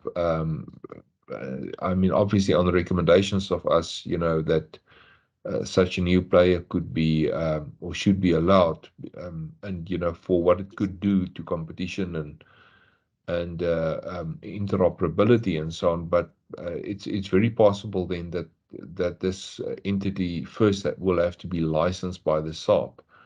And that changes, I think, the world. We must also understand the current regulatory or the current positions on international usage of or international transactions. Let's say, for instance, card transactions happening overseas or being maybe sorry, just to jump. I just want to clarify my question a little bit. Sorry, I know it was a very broad question. So it was that as well, but also broadly in terms of large players coming into South Africa and then wanting to outsource certain functions, such as transactions, authorizations, etc., outside the borders of South Africa, and although settlement processes, because keeping in mind they've got global footprints, and I was just wondering whether or not that would be in scope for kind of looking into that, where they're trying, because they are globally entering into, they're global players and they're coming into South Africa wanting to streamline their systems. So I was just wondering if that was something that you were looking at. If not, then that's also an answer, but I just kind of wanted to get an answer to that. Well, I think the answer there is that the regulator themselves have basically firm views on what can and can't and so on. Obviously, we might advise them in that, but it's very much a regulatory view. Yeah, and the commercial implications as well, depending on which payment stream you're in. Esti, I think we should unpack that one separately, though, because it is a very broad question with quite a lot of technical detail. So if you'd like an offline discussion, just let us know, please. Okay, I think we've dealt with most of the questions, Gita, and I think in the interest of time, we need to move on. So I'm handing over to you now, and I just want to say to everybody, bear with us. This is the most important part, I think, just to give a marketing spiel for Gita. And thereafter, we will anyway also have another comfort break. So let's get into this part, because this is also very important. Thanks, Maurits. And nice to be chatting to you all again after an hour or so. Okay, mandate and recognition, I'm going to run through very fast because I think we've already touched on the core components of it. I just want to show you the pieces of how it, of kind of how it emerges. So this is more of the story. Thanks, Manal. So you would have seen in the design principles, there's this balance between policy objectives and the good of the NPS and member interests. And that in mandate translates into regulatory recognition around country objectives and member mandate given by your members for member interests. And there are certain functions, which we've now covered, that fall within each. So, for example, for regulatory you need regulatory recognition in order to be able to do rule setting, compliance management, enforcement of standards, making sure that risk standards and performance standards are upheld. And as I mentioned earlier, probably the most critical one is South African specifics in comparison to international scheme rules, local nuances on specific transaction types around when we implement interoperable functionality, etc. So in order to do those, and in order for the PIB to be able to enforce interoperability, you need some level of regulatory recognition. By the same token, on the next slide, Manal, and these are examples, it's not a comprehensive list of all of the functions that we, mapped against each mandate type. In order to do training, run conferences, talk on behalf of the industry around industry facilitation, produce payment statistics, do joint strategy development, you have to have a member mandate. That can't be given to you by the regulator. So if you jump to the next slide, we reached the conclusion, which is very much in keeping with the design principles, that there's need for both regulatory recognition for the PIB, and obviously it has a need for a member mandate as well. Thanks, Manal. So we took a decision to the PIB saying, what kind of regulatory recognition does the PIB need? So this was a community decision that was taken as part of our workshops. We didn't need to do the same for member mandate because member mandate is implicit in the structure. So through the creation of an AGM, incorporation documents that give it its powers, responsibilities, etc., all of that would give the member mandate. So the regulatory mandate, that decision that was taken with massive support, I think it was near 100% from the community, was that the PIB needed some recognition in law, which must include all licensed entities being members, but must go a step further. And somehow, whether it was a directive or the equivalent under the changes to the Act, it must have some firm regulatory recognition in law. So once this decision was taken by the community, we wrote to the Reserve Bank saying this is the decision from the community. And the Reserve Bank came back to us on the next slide, Manal. And Tim actually came and asked the community about whether this proposal would meet the requirements of our request or not. And there was very strong support that it does. And the proposal that he put forward is what we've discussed. It's the two-pillar approach, where all licensed entities have to be members in good standing of a PIB, and where the PIB itself will be licensed to perform key functions, which include rules that supersede scheme and operator rules and managing risk, etc.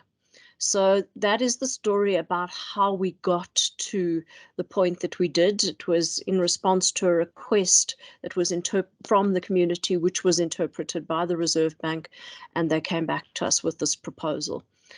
As we discussed in the introductory section, this is very foundational to the working of the PIB. Thanks, Manal. Okay, membership and governance. So this piece is interesting in that there are some bits that are still not totally finalized. We have very clearly identified where those are, although I really don't want to go into the specifics of the debate. In some instances where debates appear to largely have been resolved, we are giving you a sneak taste or preview of what we will be positioning for final sign-off. So there is some content here that has not necessarily been through the full process. And again, we will very clearly highlight when we deal with that. This is a deck that's very difficult to summarize in a few slides. So what we've got today is very much in line with what was initially presented to the community. I am, however, going to run through it very quickly and focus on key concept and principle slides rather than plumbing all of the detail.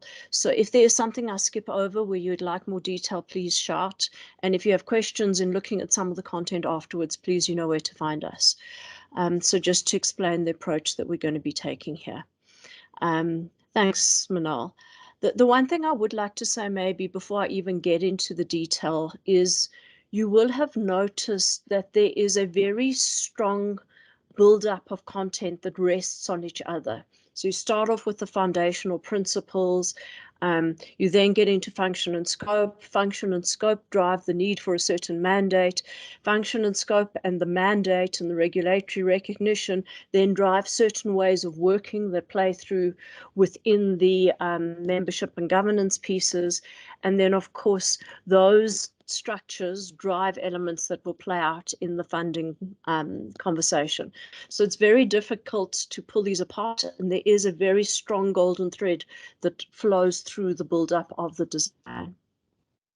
Because some of this is material that is a bit new, we've used the same legends that we have always used when we've shown changes to socialized material.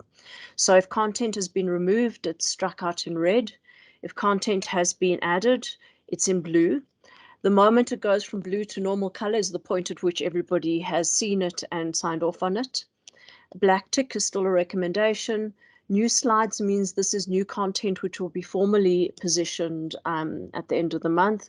And a cross through a slide means that for some reason that slide's been removed entirely. So there is still, as I said, some not completely concluded stuff in this piece. Thanks, Manal. Okay, next slide, please. So as with everything else, this was very heavily driven by the design principles, but there are some elements which kind of crystallized beyond the design principles that we thought were important to consider in doing the membership and governance piece. So this slide is a combination of design principles, but also some pragmatic elements, like you probably want fewer membership categories to reduce administrative complexity and overhead if you can. But most of this is really rewording or straight copying, in fact, of the design principles. So bringing in the non-licensed entities, separating licensed members and how they're treated from unlicensed members, controls to balance decision-making, the concept of skin in the game or a seat at the table, etc. So this should be very familiar in the context of the previous conversations. Probably the one piece that's a little bit different is this payment licensing requirements define the membership category. So if you have multiple licenses, then you would fall in the membership category of the most onerous license that you hold. So let me explain that one. If you have a license in activity-based licensing to provide settlement services, to provide clearing services, to provide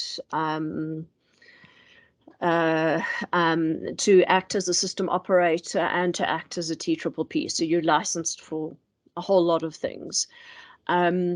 Settlement doesn't fall within the PIB, so the most onerous of those is probably the clearing participant or clearing service provider license, and therefore you would fall into that category when we talk into membership categories, even though you might be licensed to provide services in other categories. Thanks, Manal. Okay, and the way we tackle this conversation is we first look at the different types of members. We then from there go into member committees and structures.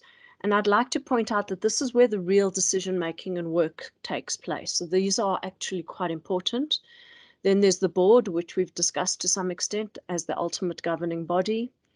We then pull it all together into a single slide that shows you the picture.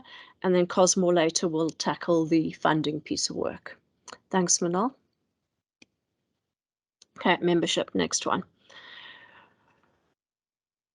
Okay, so this slide is here more for your interest. And what it does is it lists all of the type of payment activities that the very initial version of the regulatory amendments suggest would be licensed. This is subject to change. It's a very early draft, but it's here to give you a sense of whether you're going to fall in the licensing net or not. And you can see that it is very broad. It covers today's TPPs and SOs. It also covers things like domestic remittances, even though you've got a bank behind you in order to support that. So it is very, very broad, and a whole lot more people will be licensed than is the case today. Thanks, Manal. Can go on to the next slide. Okay, so this is the heart of it. These are the entities organized by their activities. So you see, we talk to them according to the activity on the column on the far most left that would make up the members of the PIB. So the first is systemically important clearing participants. And we separated these from other clearing participants because systemically important clearing participants are parties who are big enough that if something were to go wrong with them, it brings the whole system to risk, puts the whole system at risk. The Reserve Bank today identifies 6 banks as systemically important from a prudential perspective. The concept of systemically important from a payments perspective is not there yet, although we understand that it probably will come. In the meantime, the proposal is that those 6 systemically important prudential banks who do the majority of the payment volumes would fall into this category, and the rest would fall into category 3. Category 3, though, which is the other clearing participants, also includes non-banks designated to provide clearing services. Then we've got the clearing operators in line 2. So those are the banks of Visa, MasterCard, and Straight, who are currently authorized by PASA. Then we've created a catch-all category in row 4, which we've just called PSPs for want of a better term. Those are anybody who is licensed to provide payment services and doesn't fall into the 3 rows above. So there aren't participants in clearing and there aren't clearing operators. It's everybody else. So the TPPs, the SO, the domestic remitters, all of those people. And finally, the non-licensed entities in row 5 that we've called the other interested or impacted parties, which very quickly got reduced to the horrible acronym OIIP, because that is a tongue twister of note. And we'll talk to that in a bit more detail later, but that is everybody who has an interest in payments. It's users of payment systems whose businesses wouldn't exist without payment systems acting efficiently. It's people who provide services to payment system providers, so software writers, consultants, expert legal advisors. It's everybody who feels they have a stake in the broader payments community. And you'll remember when we started the PIB process, we actually went out on social media and asked everybody who thought that they had a stake in this to put up their hands. And a very broad range of people do have an interest and are included in this design process. Thanks, Manal. Can go on to the next slide. So other interested and impacted parties also includes trade associations. So, for example, the Banking Association of South Africa, the PSSF, the MFSA, CIBA, E-Commerce Forum SA, all of the associations would fall into this category as well. And all of these are obviously voluntary membership. And we've proposed 2 types of membership for these voluntary members. The one is basic, where you just have access to information. And the second is a prime membership, where you choose payment streams that you want to be consulted on. And you pay extra in order to be consulted on those payment streams that are relevant to you. You will note that this slide is not signed off. There are a couple of open topics on it, but this was the proposal that was put forward. Thanks, Manal. The role of association slide is also not signed off. There's been a lot of debate around associations because some associations have members who have to be licensed, some associations have members who will be voluntary, some associations have members that fall into both, and then there's even cases where we have associations of associations. We are proposing as inclusive approach as possible, and to say whoever wants to be part of this should be able to be part of it, obviously within the parameters that are defined as we go through the rest of this. So, for example, if Banking Association wanted to be a member in its own right, it could do so. But obviously all of its members who participate in payments, which is not all its members, in fact, would need to be members in their own right. And similar for other organizations like CIBA and ASO. We've said to the associations, you may choose not to be members because all your members are there, but if they wanted you to represent you in a given stakeholder forum, you would be there in their voice anyway. So what we're proposing is a very broad, you decide what works for you and your association, and we'll accommodate. This, as I say, is also still up for debate. Next slide. Okay, membership categories. Thanks, Manal. So given the previous slide, we said, so given these kind of 5 or 6 different parties, how do we organize them by category? And as you can see on this slide, there were 7 different options put forward. The process we followed was to actually do all the detail around what each category does, its rights and obligations, where it participates, and then to group them according to who has exactly the same. And that landed us in a place where all the clearing participants make up one group, whether they're SI or not SI. Then all of the clearing operators make up another group. Then the PSPs, then the other interested or impacted parties. So the model that has been signed off, and this model has been signed off, is option 6, that talks to 4 member categories made up of clearing participants, clearing operators, payment service providers, and then the voluntary category. As I say, there's still some debate around the timing, etc., of the voluntary category, but the principle of the 4 categories has explicitly been signed off. Thank you. And you will see we use those 4 categories now through everything that follows, except in the board structure, where we have split out the SI clearing from the non-SI, just because of the risk elements and the skin in the game component. Okay. Then let's talk to the committee types. Thanks, Manal. We can go on to the next slide. So we have separated them into different categories. The first is the governance structures, with the board as the ultimate governing body, which we've spoken about. The board, of course, as is practice, and in fact is a requirement under Companies Act, now that this is going to be a company, is required to set up certain board committees. I think there's one that's mandatory, the rest are optional, but the point is the board can set up board committees, which are in effect an extension of the board, but specialist expertise to help the board fulfill its duties. Then we've allowed for stakeholder forums at a board level. So if the board feels for whatever reason some group of stakeholders is not adequately included in the member participation structures, or they need to engage with parties outside of the participation structures and at a board level, then they may do so. The current proposal on the table does give extensive involvement to all parties, so whether those are necessary or not remains to be seen in the transition planning. Advisory committees are expert committees like legal committees, competition committees, risk committees, cyber crime committees, who are made up of subject matter experts and provide expertise, knowledge, and support to the member participation structures and indeed any other forums that may need it. The member participation structures are where the stuff actually happens. That's where the industry gets together and decides on how we're going to do projects, how we're going to manage rules, how do we manage risk, etc., etc.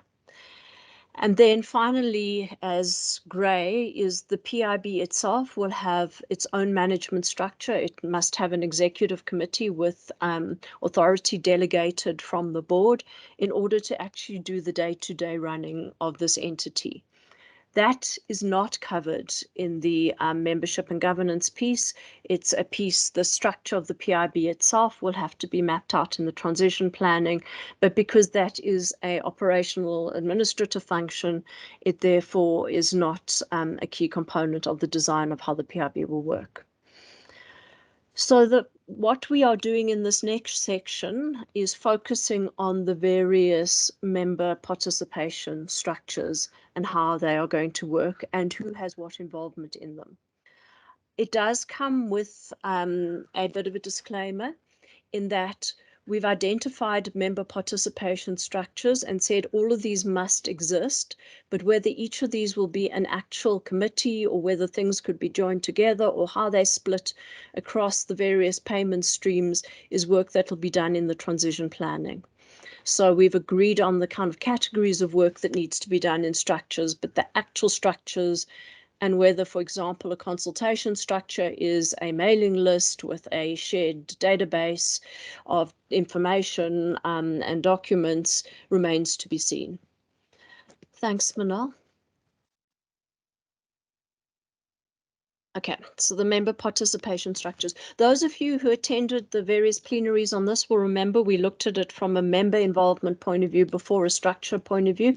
Today we've turned it upside down just for entertainment, and we're going to look at the structures first. Thanks, Manal. Okay, this slide is also very important. And this is how the delegation of the decision making would work in the PIB. So the board, as we've said, is the apex governance body. It delegates responsibility to a structure. And that would be a structure terms of reference or a constitution or some document that defines how that member structure works, who are members of it, its areas of responsibility, how it votes, all the rest of it. The structure then fulfills its delegated responsibility, building obviously the levels of support from the various participants in the structures. Depending on what they're working on, they may need to go to a stakeholder forum. They may need to also go to an expert forum for legal or competition advice. They may need to go to a regulator for a no objection, as we often see in the debtor order space. So if there's a need to confirm that what is being done doesn't have conduct issues. And depending on what the decision is, it may need to go for board approval, although the board obviously would look at the governance process followed, not the technical content. The big thing about this, though, is the middle one, which is the stakeholder forum consultation. So if there are parties who are not a member of the structure, so you're either interested in impacted parties, you don't sit on the rules structure for interoperability rules, but the changes to the rules could have material impact on your business, there is a need for the stakeholder forum consultation. And the expectation is the board will say, was this consultation done? What was it done fairly? Was the feedback taken into account? And if not, then board approval would be a problem. So the consultation piece is very important, as is the delegation of authority and the flow through the various parties who would be involved in decision making. There is a piece there explaining who would be consulted. And all of this, as you would have heard earlier, is completely in line with the design principles. Thanks, Manal.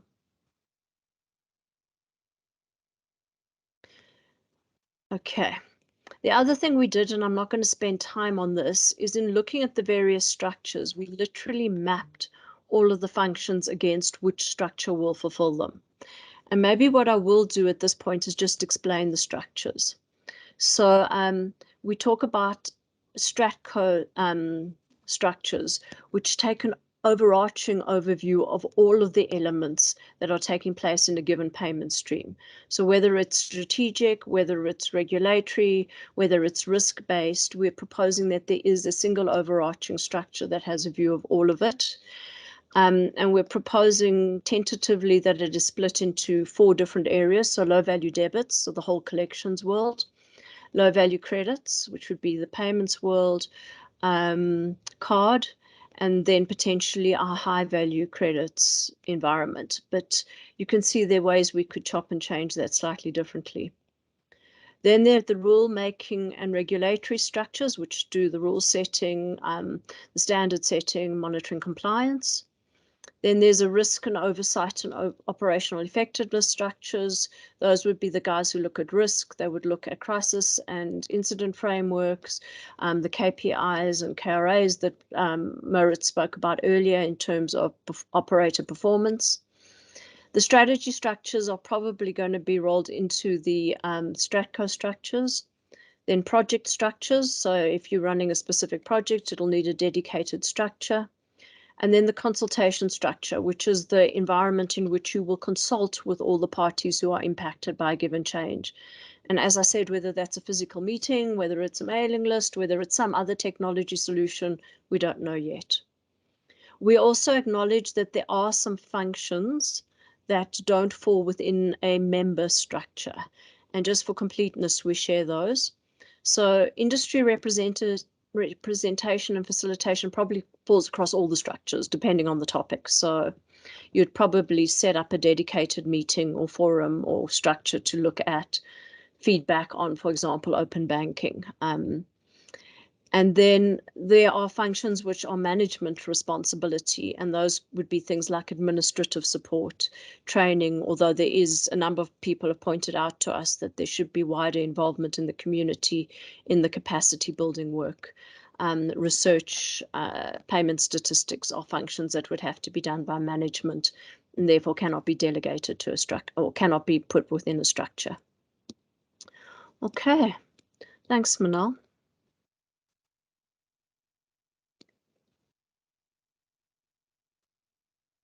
Within the structures, there are different roles.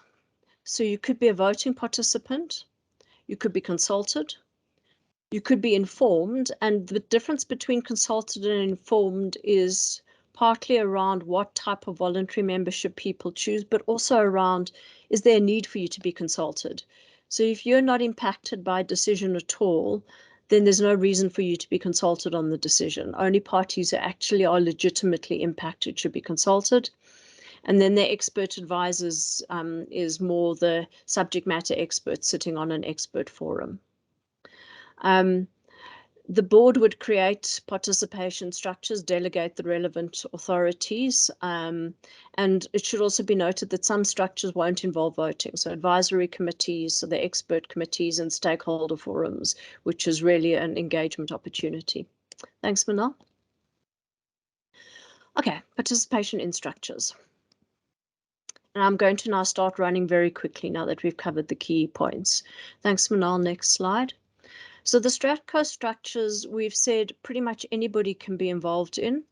Obviously, the voluntary would depend on their membership type. And remember, there's still the big open question around the voluntary piece. The big challenge in the strategy structures is you can't have a cost of thousands sitting in a low value debit Stratco. So we've, according to best practice, proposed that you limit membership to 30. And now you can see why associations will really matter, because you may have constituencies who are represented by a single person on behalf of an association, so that we can keep these forums manageable. Thanks, Manal.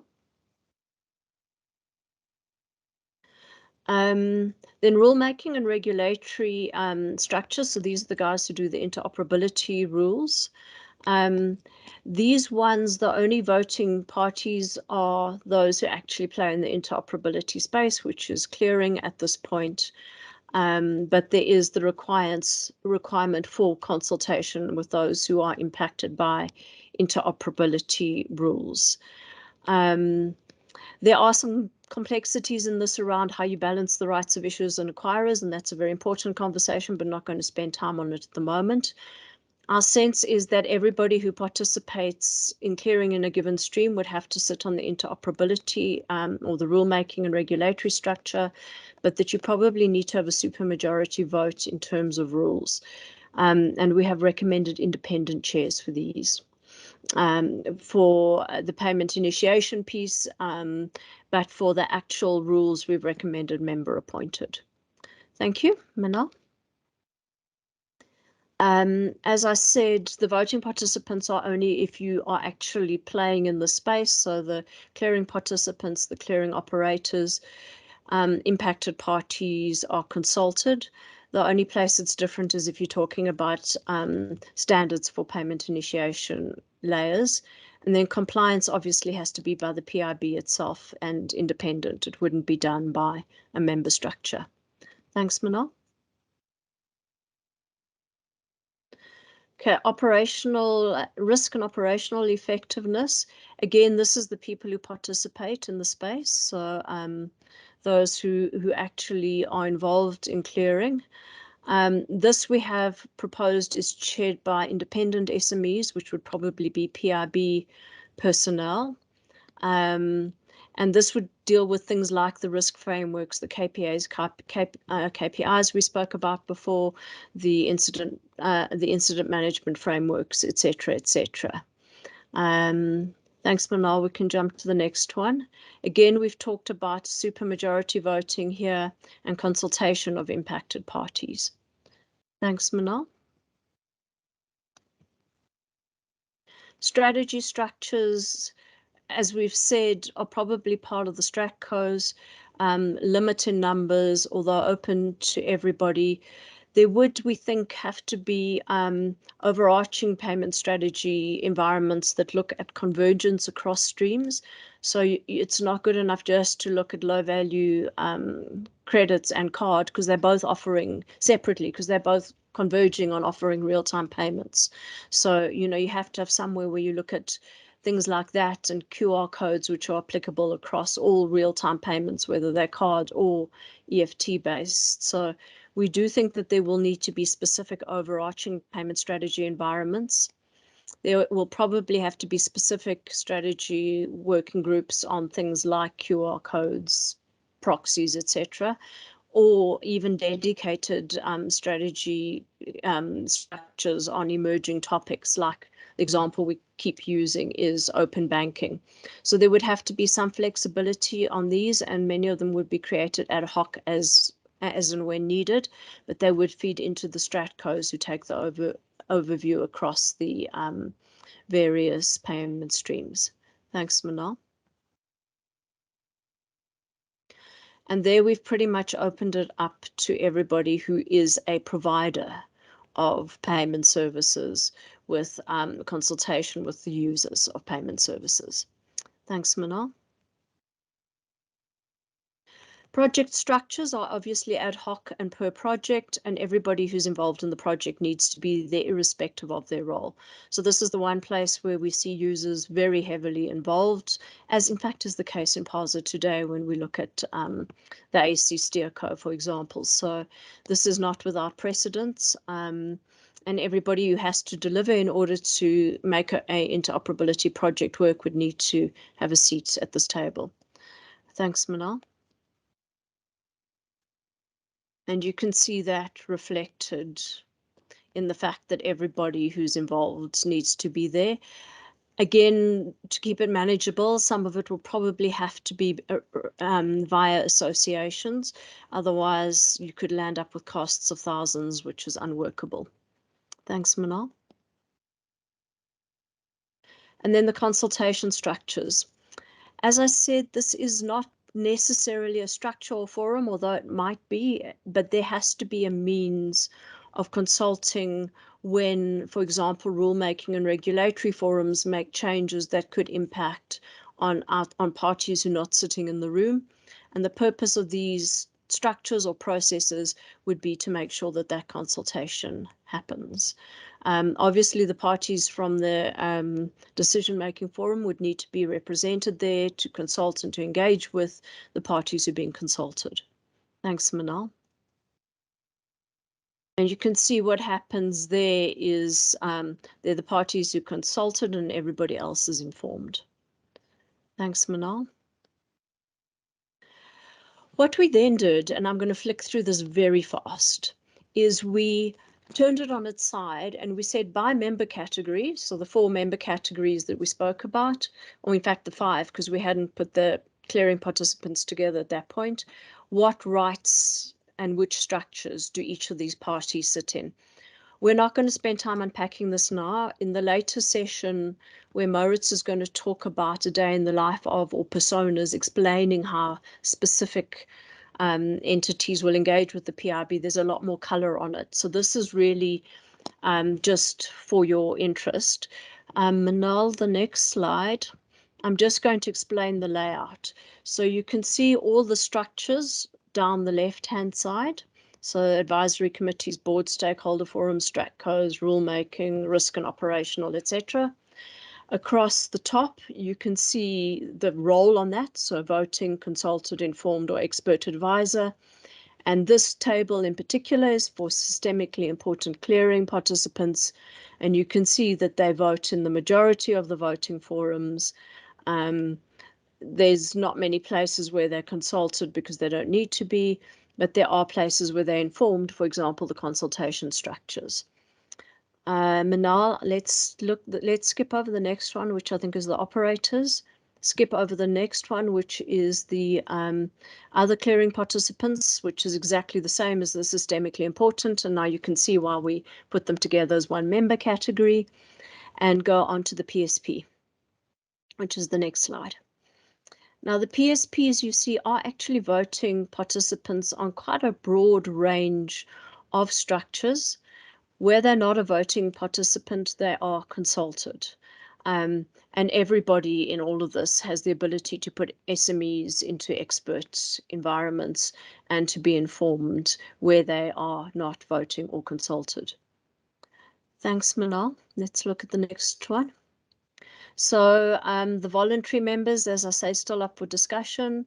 Generally not voting unless it's within a project structure, consulted, and that is obviously a non-negotiable given the way the design principles are structured. Informed, also non-negotiable in terms of the design principles and the ability to provide expert advisors into various environments like advisory committees, but also expert advisors into some of the strategy environments. Thanks, Manal. And then non-members. So there is some information that should be shared with non-members, probably via portals, online portals. And there are cases where you would go out and potentially probably pay somebody to bring expert advice on a topic into an advisory forum, and they don't necessarily need to come from a member. Thanks, Manal. Okay. Other participation structures. So we've dealt with the heart of it, where members do their work. Flick through, please. Okay, the advisory committees we've spoken about. So those are the expert committees. Next slide. Again, anybody can appoint SMEs, or you might actually go and hire from outside. Next slide. Board stakeholder forums would be at board discretion as and when needed. We've discussed those. Thank you. Board composition. Right, so before we go here, just to remind you that board members have a duty to apply their mind with unfettered discretion, complete independence, and with a responsibility to the entity, the NPS, and the members. Thanks, Manal. And of course, the Companies Act very firmly outlines the fiduciary duty, as does King 4. This slide explains the board structures of various other equivalent entities, including PASA. The key points are that the executive directors from the PIB should be board members. And initially, we had proposed that the SARB would also have a non-voting board member. That no longer makes sense in the context where the entity is licensed by the SARB, because that gives the SARB oversight and supervisory responsibility for the PIB, and therefore to sit on the board of an entity where you have that responsibility doesn't make sense. So this is one that is going to have to come back to the plenary, but initially we said that the Reserve Bank should be there. Thanks, Manal.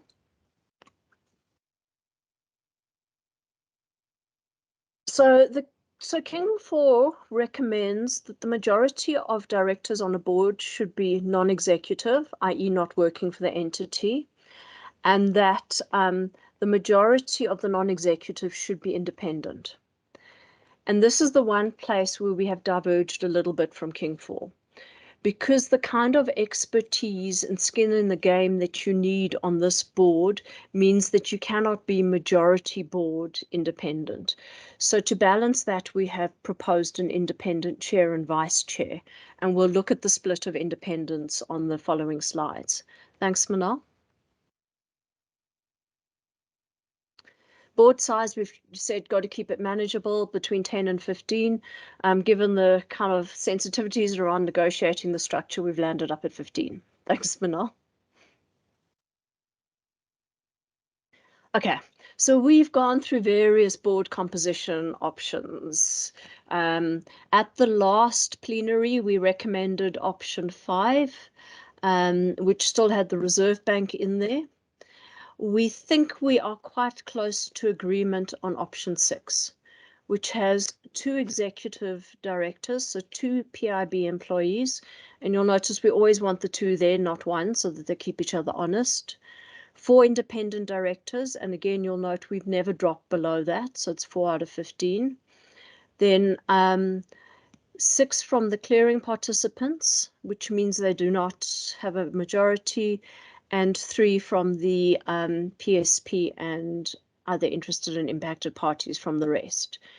We believe this is a balanced board that would have the right balance of skills and expertise and member experience and knowledge of the NPS to be able to function. As I say, the last one we proposed was option 5, which still had the SARB there. We're now proposing option 6, which no longer has the SARB there and gives that additional seat to the SI clearing participants, given their very deep and broad expertise in keeping payment systems safe. But that will formally be consulted with the industry and sent for sign-off at the next workshop. Thanks, Manal.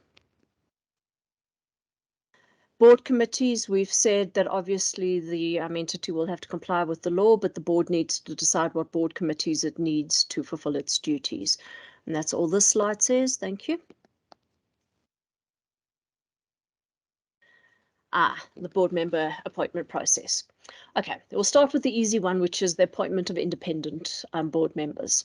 And this is quite important because some of it is a departure from what we have today. Thanks, Manal. Next slide. So the first thing is the board has, or the nomination committee, if there is one, but some board structure has to assess the board. So do we have the right balance of skills, expertise, diversity, and where we don't, what skills, expertise, diversity, independence, whatever do we need?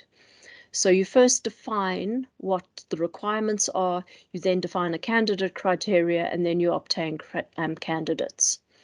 Those candidates then have to be assessed, whether by a board or the nominations committee, due diligence, weren't involved in state capture, have the relevant skills, meet the criteria.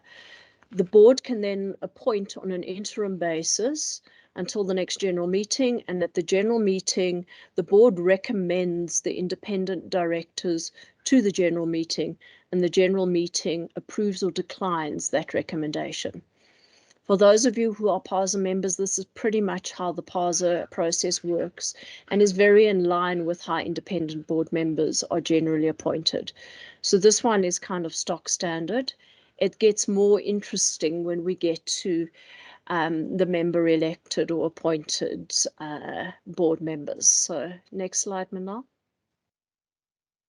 We proposed 2 options for member elected board members. I'm not going to go through them both. I'm going to go through this option 1, which is the option that was selected. It is a little bit of a departure from the normal practice, but that is done because of the importance of the member voice in this process. So the starting is exactly the same. You assess what skills, experience, expertise, diversity do you need. So it's not done in a vacuum. You call for nominations of people who meet those criteria. And you call for nominations of individuals. So if we're talking about the 6 SI clearing participants, you go to the 6 SI clearing participants and you say, nominate individuals, Gita Erling, who meets these criteria, who should be a board member. That nomination must be supported by at least 2 nominators, preferably from different organizations. So the person must have at least some level of support that they recognize to have these skills. And the candidate obviously must accept the nomination. The next piece then is the same. So whether it's the board or the nomination committee, they do the due diligence, they assess whether they meet the skills. At this point, it's a pass or fail. So you may stay in the pool of candidates or you may wash out of the pool of candidates. Then all of the nominees who meet the criteria through this due diligence process get put forward to those 6 systemically important clearing participants so that they can vote as to who would be the board members coming from their constituency. Each member would cast a vote per board seat, and obviously the nominees receiving the highest number of votes would be appointed to the board. So a couple of things here. Systemically important clearing participants only vote for the board seats for systemically important clearing participants. There's a separate process that is run for the other clearing participants and a separate process that's run for pretty much everybody else. And the whole point of doing it this way is that you want the right individuals appointed for their skills, their knowledge, their expertise, and their ability to do the right thing for the industry and for the members. Thank you. I'm not going to spend time on option 2, which was a similar process, except that the board selected the members and put them to the new board members and put them to the constituency to vote yes or no. So there was less control for the constituencies. Thank you, Manal.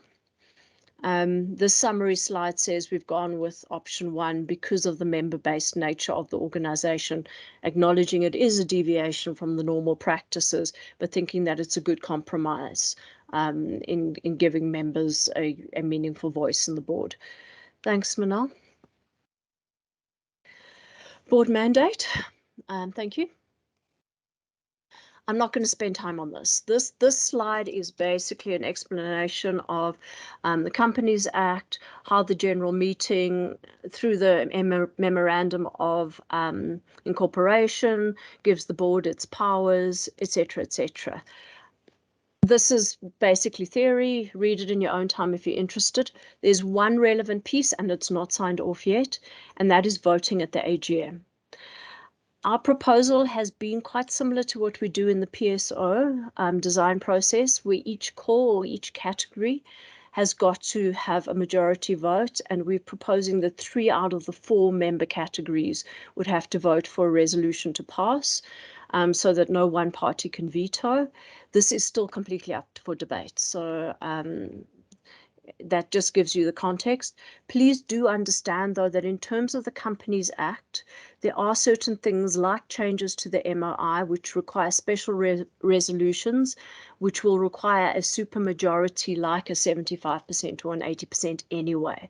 So irrespective of what we choose in terms of how AGM voting would work, that those rules from the Companies Act would still apply.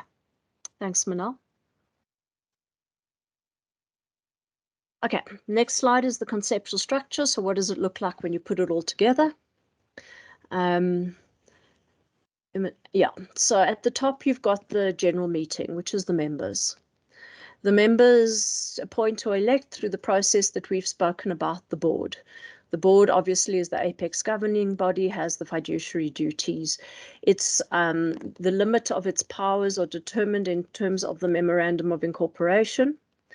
The board itself determines what board committees it needs, aside from, I think it has to have an audit committee in terms of the Companies Act, but I'm not the expert, and gives the terms of reference to those board committees, which are actually seen as part of the board function. The board further may decide to create stakeholder forums where it wants to engage directly with certain communities of stakeholders. If you look to the left at the first downwards arrow, the board delegates authority to the management of the PIB, so an ExCo and some kind of operating model in order for it to do its work.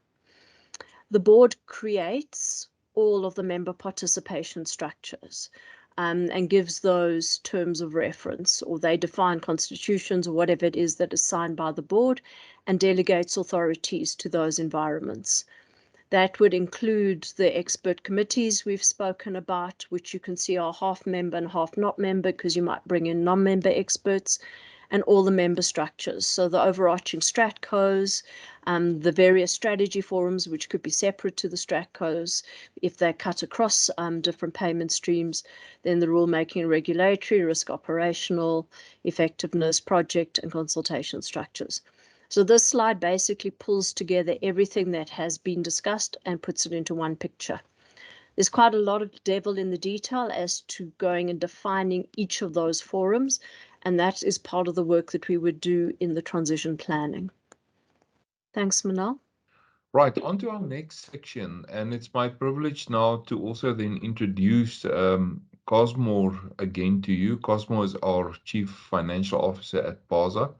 She was very involved with this funding work, and who better than to take you through this and to allow you to orientate yourself a little bit with regards to the funding aspect, which I'm sure is very important to all of you because it touches your pockets. Over to you, Cosmo. Thank you so much, Maurits, and thank you, Gita. In carrying on with the golden thread, I'll be articulating funding and other obligations. If you can move on to the next slide, please. So in summary, I'm going to speak to a brief introduction on funding and other obligations. I'll give an overview of total funding in terms of all the income sources for the PIB. I'll speak to funding, which is split into two parts: funding part A, which is subscription of fees, and funding part B, which is PASA assets. And then I'll close off with a brief discussion of other obligations. Moving on to the next slide, thank you. Very briefly, in terms of, we all need to be cognizant of some uncertainties that unfortunately are there by virtue of the fact that we're trying to create something new, something in the future. So some of these have been mentioned already previously, either by Gita or Maurits, but please be reminded that some key uncertainties which will impact funding itself and other obligations include, for instance, the target operating model for and day one functions of the PIB.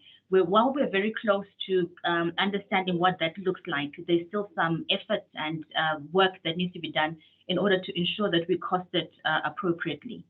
The number of licensed PSPs members is also unknown at this point in time, although in the computations that I'll present to you in slides to come, we've taken into account current PASA authorized SOs and registered TTTs and so forth. But there's uncertainty with regards to how many will actually end up signing up when the time comes. The number of other interested and impacted parties is also unknown. And as already mentioned, there's some gray, this is still under deliberation and has not been finalized yet with regards to timing, particularly as to when these voluntary members will join the PIB. But in the computations, we've just included them too. And so the view that you will see would be in a situation whereby from day one, they're members of the PIB. Some legal complexities with regards to PASA's tax exemption still need to be aligned. We're working with our tax advisors and legal experts to just get a final view on this. But obviously, it's also a function of some of the decisions and sign-offs that need to be achieved before we can close off on some of those areas. And as mentioned previously, the coffee bill, the impact of the coffee bill on the number of licensed entities will also impact the proposed funding approach. Although each day, with each day that passes, we get closer and closer to getting a good view of what that will look like. But then again, the timing, whether the coffee bill will come into place first or whether the PIB will be established first, time will tell. As a result of all these uncertainties, we've agreed to a two-stage funding process. So the first one, we've gone out to market and asked for a sign-off on principle. It's principle-based. At the time that is appropriate, we'll then come back to market to ask for sign-off on the actual numbers in terms of not indicative numbers, but on the actual moderated numbers based on what we'll actually know at that point in time. So the sign-offs for phase one is limited to confirmation that members or potential members are prepared to pay their fair share of the PIB cost and to actually just approve the funding approach based on the principles articulated. Not the, although I presented indicative numbers, that's just to give a view of what that looks like now. But we will have a second step whereby we will go through the actual numbers themselves. And again, we'll run these in the models expressed and come back to industry to discuss these for sign off. Okay, thank you. Moving on to the next slide.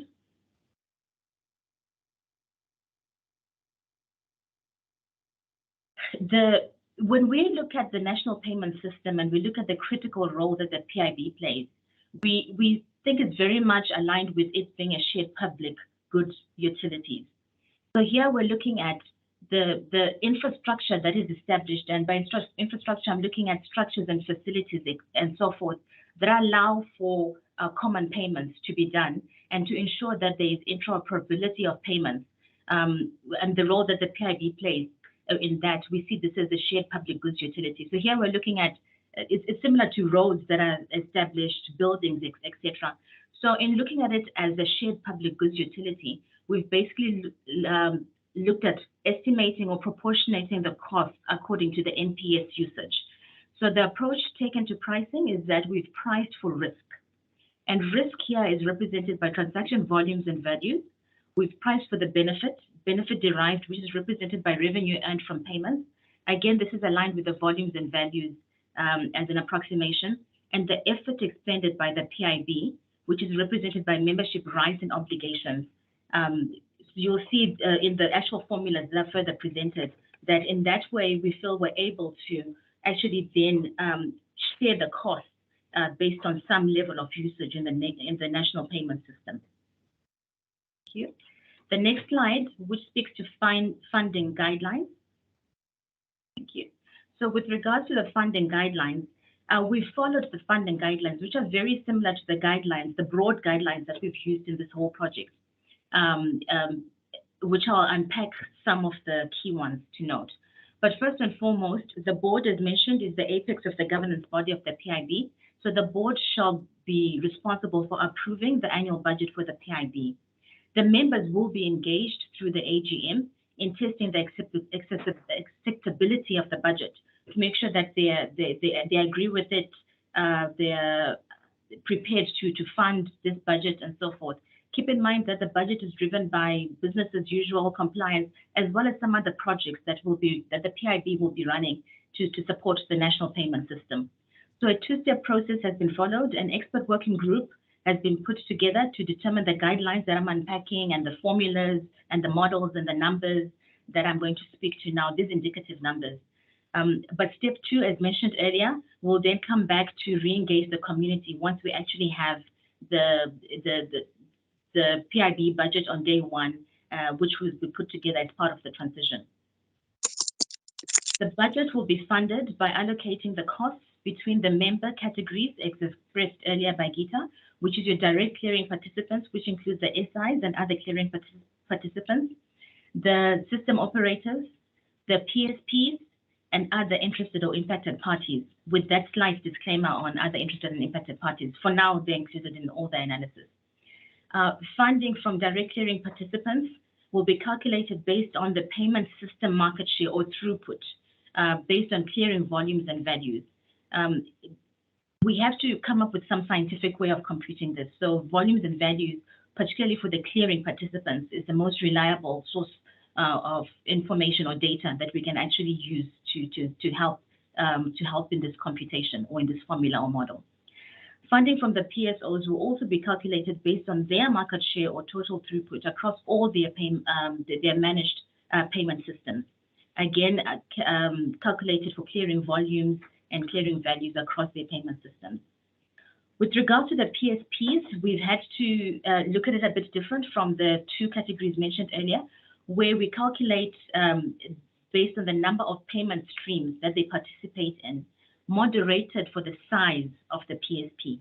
So for the size of the PSP, be it small, medium, or large, there's a separate slide that unpacks that in more detail. But we sought guidelines from the government gazetted schedule on the new National Small Enterprise Act threshold. But I'll unpack that in more detail in the slides to come. Again, just because we had to use something scientific and to help formulate all this.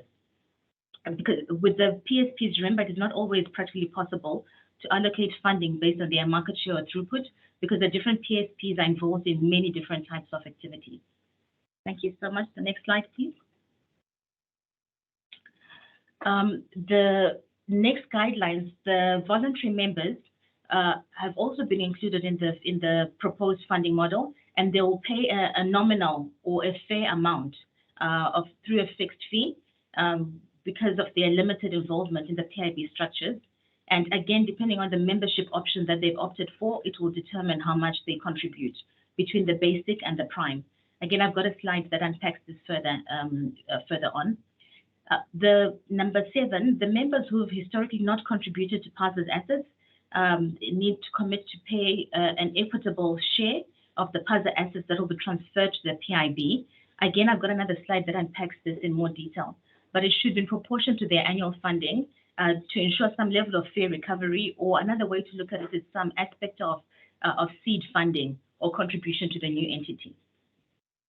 The PIB will also levy other separate charges, again through conferences, training, and so forth, which will be charged for separately by to both members and non-members. There's consideration about a one-time admittance fee to be charged to members. And the funding model, though, which is, I think for me, number 10 is probably quite key, or has been quite one of the critical guidelines in informing the funding model, that this funding model, all being said, needs to be very simple. It needs to be transparent. It needs to be easy to communicate, and should be based on inputs and data that is reliable, achievable, practical, and sustainable. In that, members should also be able to the extent possible, be able to replicate some of the formulas and come up with the same result. I see a hand is up. I'll just stop there, and I can't see who it is, but please feel free. Hello, this is Hendrik. Hi, we haven't met. It's good to see you. Hi, good to see you. I just want to ask that whether you have tested the Principle 7 against the requirement that non-profit organizations, which PASA currently is, cannot be repaid to the members, or they may not be compensated. That value at the termination of such an entity need to be passed on to a similar organization, and that legal impediment, which might be an impediment, needs to be checked. Thank you so much for that question. I'll jump in first, and if any of my other PASA colleagues would like to jump in after me, please feel free to. But we have sought legal and tax guidance with regards to what we can and cannot do. And I'll unpack it further in the slide, but to give you, there's the aspect of the PASA assets will be transferred to the PIB in terms of after PASA has settled all its liabilities and so forth, then the assets move on. The concept that we're unpacking there is really more akin to seed funding in terms of the new members who are historically not members of PASA will be contributing some seed to the new entity. So it's actually broken up into two aspects, from the existing PASA assets that are going to be in existence and therefore transferred to the new PIB entity, as well as some notion of seed funding. And all this, we are working with our tax and legal to ensure that we stay on the right side of both. Okay, Hendrik, but I'll get to it a bit more later. Thanks, Hendrik. Okay. And then just on the last point, being point 11, any reduction with any of the functions moving out of PASA with the new structure once it's set up as the PIB, we will also ensure that there's a reduction in operating expenses to take this into account. So the annual budget itself would be adjusted accordingly. Thank you. So just moving on to the next slide, please. So I'll quickly talk through the different income sources for which is really the total PIB funding.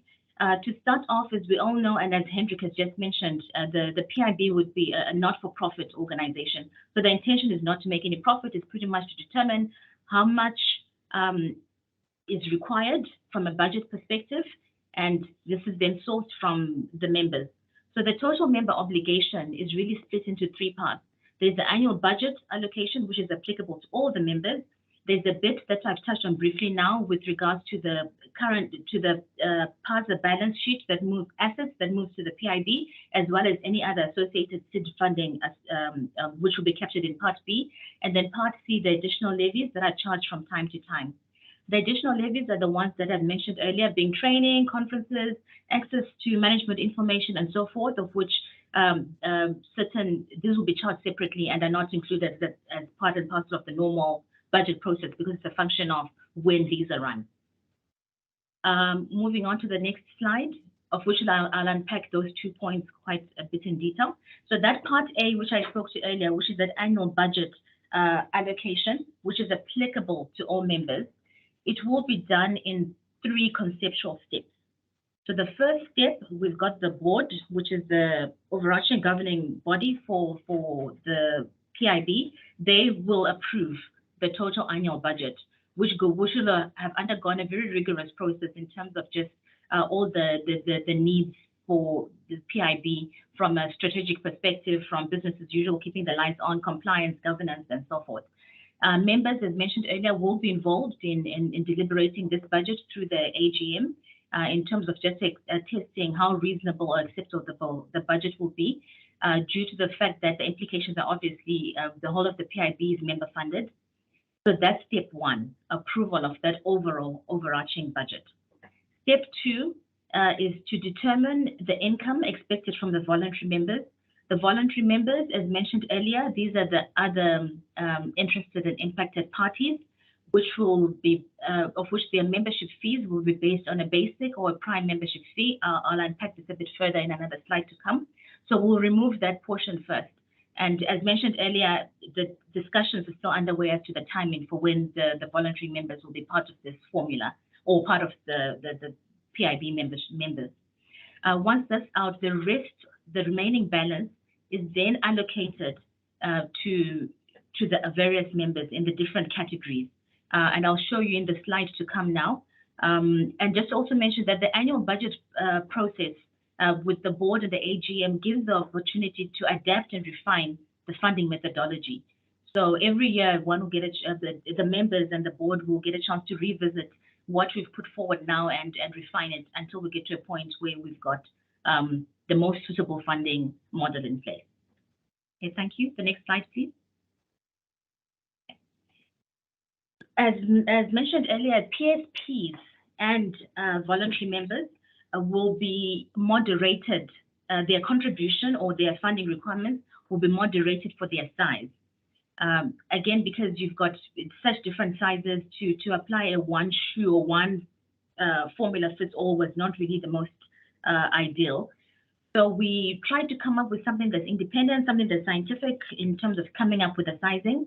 There was different consideration from asset value, number of employees, etc. And we ended up coming up with this government gazetted Schedule 1. This is for the new National Small Enterprises Act threshold, which defines enterprise sizes for finance and business services. So we've used the one particular to our industry, which is finance and business services. You will note that the thresholds are really split into 3, which is your micro, small, and medium. And so by default, the deduction is that anything above the medium is then deemed large. As you see, we've included in our table. So that we've decided to go for the annual turnover as probably the best and most reliable criteria to use in terms of determining the size. So you will see anything above annual turnover above 85 million is then deemed large, and anything below 7.5 million is deemed micro. So the total annual turnover for this purpose is defined as revenue of the registered entity that's accredited to the South African National Payment System.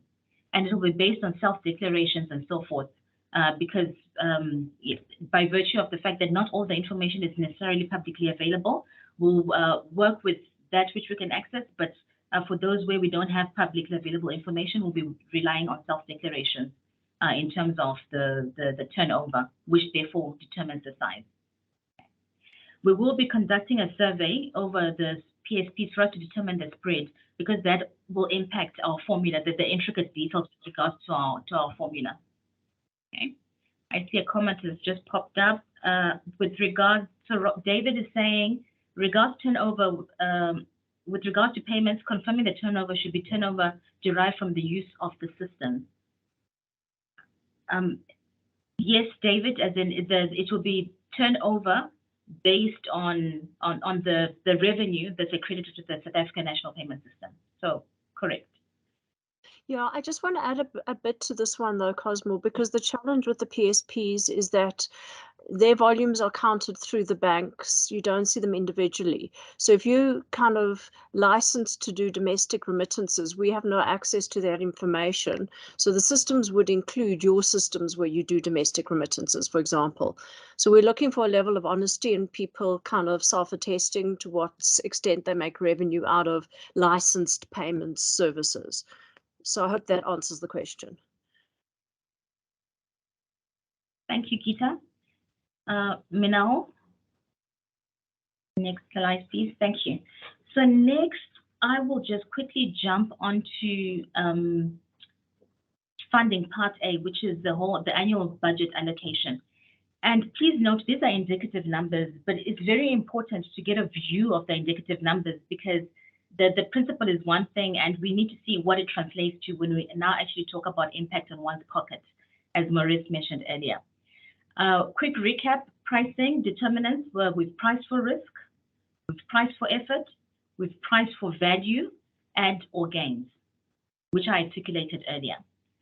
This is based on the membership categories that Gita articulated earlier, which is your clearing participants.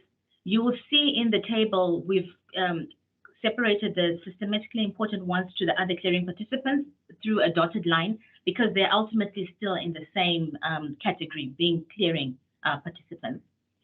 We've then got the operators and the PSPs. So the mechanism we've arrived at the fee for the clearing participants is based on a fixed and a variable component, which is built on market share of total throughput. These clearing participants in total, we have a good sense that there'll be 32 because our current membership base, which comprises clearing participants, is 32. So that's what's driving those numbers. Although with the SIs, whether it's the 5, it might be the 6 that the SARB officially recognizes, as Gita mentioned earlier. But based on current pricing, because these clearing participants are currently members, so they're currently actually funding the PASA. Their current membership fees is articulated in the second last column to the right. You see that the systematically important clearing participants pay on average 12.6 million. But that range, again, because we adjusted for volume and value, ranges from 8 million to 15 million. So you could find one member paying 8 million and another 15, but the average in that category is about 12.6 million. We expect in the new funding model that this will reduce to about 11.4 million on average. And the same with other clearing participants, that the range is from 1.2 million currently to about 4.5 million, which is an average of 2 million. This will also drop to an average of 1.8 million from the 27 other clearing participants. The reduction there is because we've now introduced, in the PIB, there's an introduction of new members who will then share some of the costs. So that's hence the reduction. From the market share throughput, what you see on there from the 50%, those are percentages, 50%, 30%, which is 80%, is what is the market throughput for the clearing participants based on what we've computed as it stands, based on the volumes, values, and what we've got visibility over at this point in time. With regards to the PSOs, the computations you see include the 4 of them, including straight. The average contribution per each participant is computed or forecast to be about 3.2 million. This is really, at this point in time, they're not members, so we don't have a comparison in terms of, for me to be able to show you what that increase will, what they're paying now, because they're paying nothing at the present moment. But we expect they'll be paying about 3.2 million. I just want to re-emphasize the point mentioned earlier that the funding model is a 2-step process. There's a principle, which I'm highlighting now in terms of that contributed to us coming up with the models, formula, etc. But we will rerun these numbers once we've got actual visibility on what that budget should look like on day one, the TOM, the number of licensed entities, and so forth, particularly when we look at the PSPs. Because in this computation, one has used about between 250 to 350 members, but this number could look different. So based on that, estimated number of 250 to 350 members for the PSPs, we anticipate that on average, each one will contribute about 43,000, compared to the 12,000 that some of the TPPs or SLs are currently paying at the moment. In terms of market throughput, we think PSPs is about 10% and PSOs another 10%, which makes up the 100% of the market throughput. Every year when we review the budget, we will reconsider all this. All this will be reviewed annually as part of the annual budget process. This is quite a meaty slide, so I just want to stop for a moment to ask if anybody's got questions on this piece. But I'll take it that there are none, and thank you so much. We'll move on to the next slide. Oh, Hendrik, sorry. I see your hand up, Hendrik. I just want to check because your number of 43,000 for the PSPs must have been calculated on a single number, and I take it that's the midpoint of 300. Yes, that's correct. Thank you. Okay. So just moving on to the step 2, which is indicative funding from other interested or impacted parties, which we term the voluntary members. You know, these are the associations or other entities that will volunteer to be members within the PIB. As mentioned earlier, there are 2 types of memberships that we've come up with. There's the basic membership, which is really for information benefits only. So this is where you sign up basic membership, you pay the nominal amount depending on your size. So if you're a micro voluntary member and you want basic membership, you'll pay anything between 1,500 to 2,500. If you're large, you'll pay anything from 8,500 to 12,000 for basic membership. But if you want prime membership, or if the organization is interested in prime membership, this is then, it comes at an extra cost per each area of involvement or per each additional payment stream. And to recap, the payment streams are the ones articulated in the earlier presentation, where we put them into categories being the low value debits, the low value credits, the high value credits, and cards. So it's pretty much based on each payment stream. There you will pay, the entity will pay a fixed pricing of between 50,000 to 100,000 per area of involvement. I just want to articulate that one has had to put forward ranges. You know, that's why it's from between 50,000 and 100,000. The exact number, that's ballpark, to say it should be within that range. The exact number will finalize, as mentioned earlier, as part of the step 2, when we've got a good view of the budget and the required funding from all our different members. So on this slide, I think it is quite self-explanatory. Again, we'll review every 12 to 24 months. But yeah, on this, if there are no questions on that, now I think we can move forward to the next slide. I think just one question from my side on the previous slide. How do you define whether an organization is small, medium, and large? Is there any guidance pertaining to that? Okay. Manel, if you could just go back to the tape, I think one up.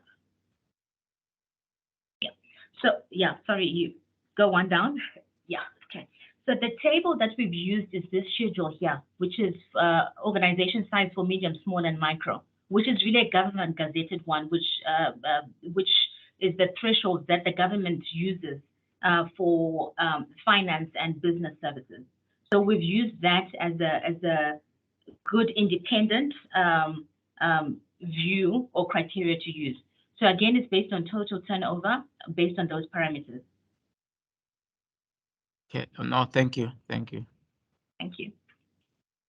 Now, I think we were on funding. The next slide, please.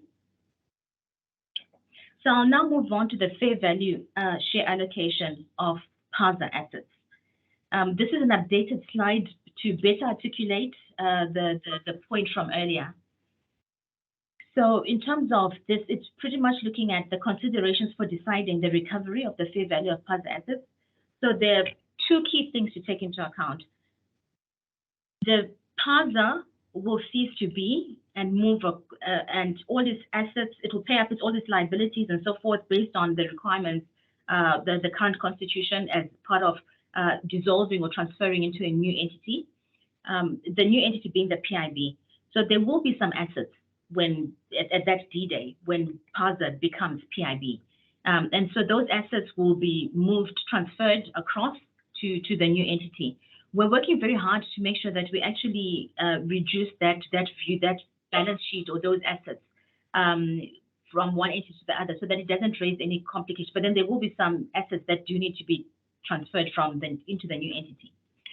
Members, the logic behind this, though, the considerations have been that members who have not historically contributed to those assets need to contribute some sort of seed funding to the new entity instead of asking everybody to contribute capital or seed funding. The seed funding from current members and through the existing assets that are in PASA transferring to PIB are deemed seed funding from existing members, and the new members will need to contribute some level of seed funding. Of which we've, in the spirit of reducing barriers to entry, we've looked at very flexible ways to do this, of which the contribution will be covered over a number of years and not just a once-off, etc. I'll look at the comments just now, just closing the slide, and I'll come back to you. This contribution portion should be determined on the same basis as the annual funding allocation. So, for instance, where we've said it's 10% for funding, that same bit is what we used in the formula to determine exactly how much. There's another slide after this which shows you the numbers and hopefully better articulates it. Okay. So the member categories liable for seed funding, if I can call it that, would be the PSOs, the PSPs, and the other interested or impacted parties, just because those are the new members in the PIB. If I can please move on to the next slide. Okay, so the slides referred to, or maybe I can just quickly look at the comments. So,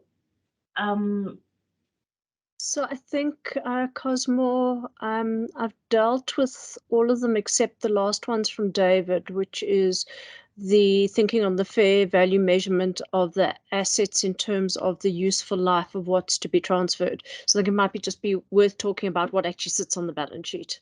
Okay, yeah, David, I believe this next slide will answer your question, but if it doesn't, please keep me honest, and then I'll come back to your question. The indicative balance sheet that will be transferred from PASA to the PIB would be about between 20 million and 30 million based on our current projections. The fair value or the seed funding contribution, as mentioned, should be aligned to the proportion contribution to the overall funding. So all the new members, because if you recall on the previous table, we had the table which showed all the clearing participants, of which the SIs were 50% and the other clearing participants 30%. So 80% of the funding will be from the existing members. So 20% only will be required from the new members in the PIB. So we then take 20% of the balance sheet or the assets to be transferred. And this works out to be between 4 and 6 million expected. This is 4 and 6 million amongst all the new members. This is the 250 to 350 PSPs plus the 4, we're talking hundreds basically.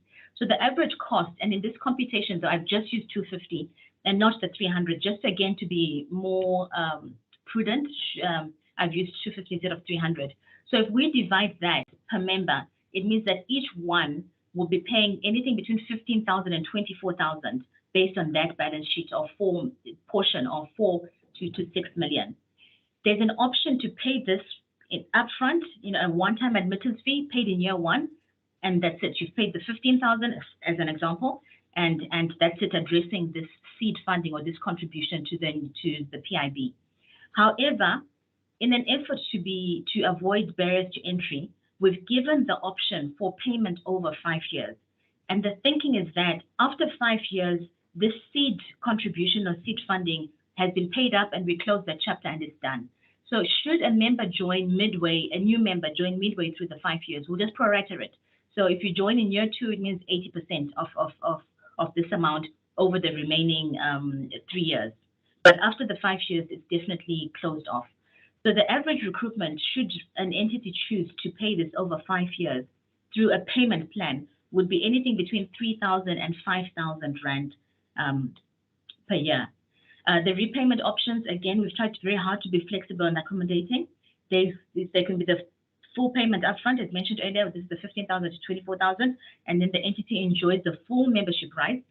And then one can opt to pay over 5 years over the payment plan, as indicated, the 3,000 to 5,000, and then enjoy the full membership rights, or make no payment towards the balance sheet at all. You know, don't pay anything on that, but continue to pay the annual membership subscriptions as determined on that previous table shown earlier with indicative numbers.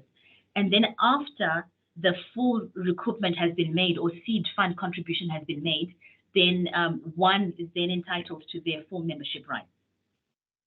I'll pause a bit on that one so that, because again, I know it's a bit of a, some ins and outs and so forth. But long and short, we've tried to, the intention is to make sure that those, as the seed contribution is minimal. The indication or the guideline we've used to determine what that seed contribution will be is pretty much the assets transferred to the PIB. All right. If there are any questions on this piece before I pick up Alistair's one, I think he's talking about the voluntary members. But just to close off this piece before I pick up Alistair's comments. Yeah, so Alistair's association proposed that that only associations should be entitled to the Prime membership. We took that to the design team. I think, Alistair, as per the note, we probably dropped you. And there was a very strong view that there are a number of parties who are not part of associations, but who are significantly involved in the payment system, who would be disadvantaged by that approach. And therefore, in keeping with the way we've done pretty much everything, we try to keep it as inclusive as possible.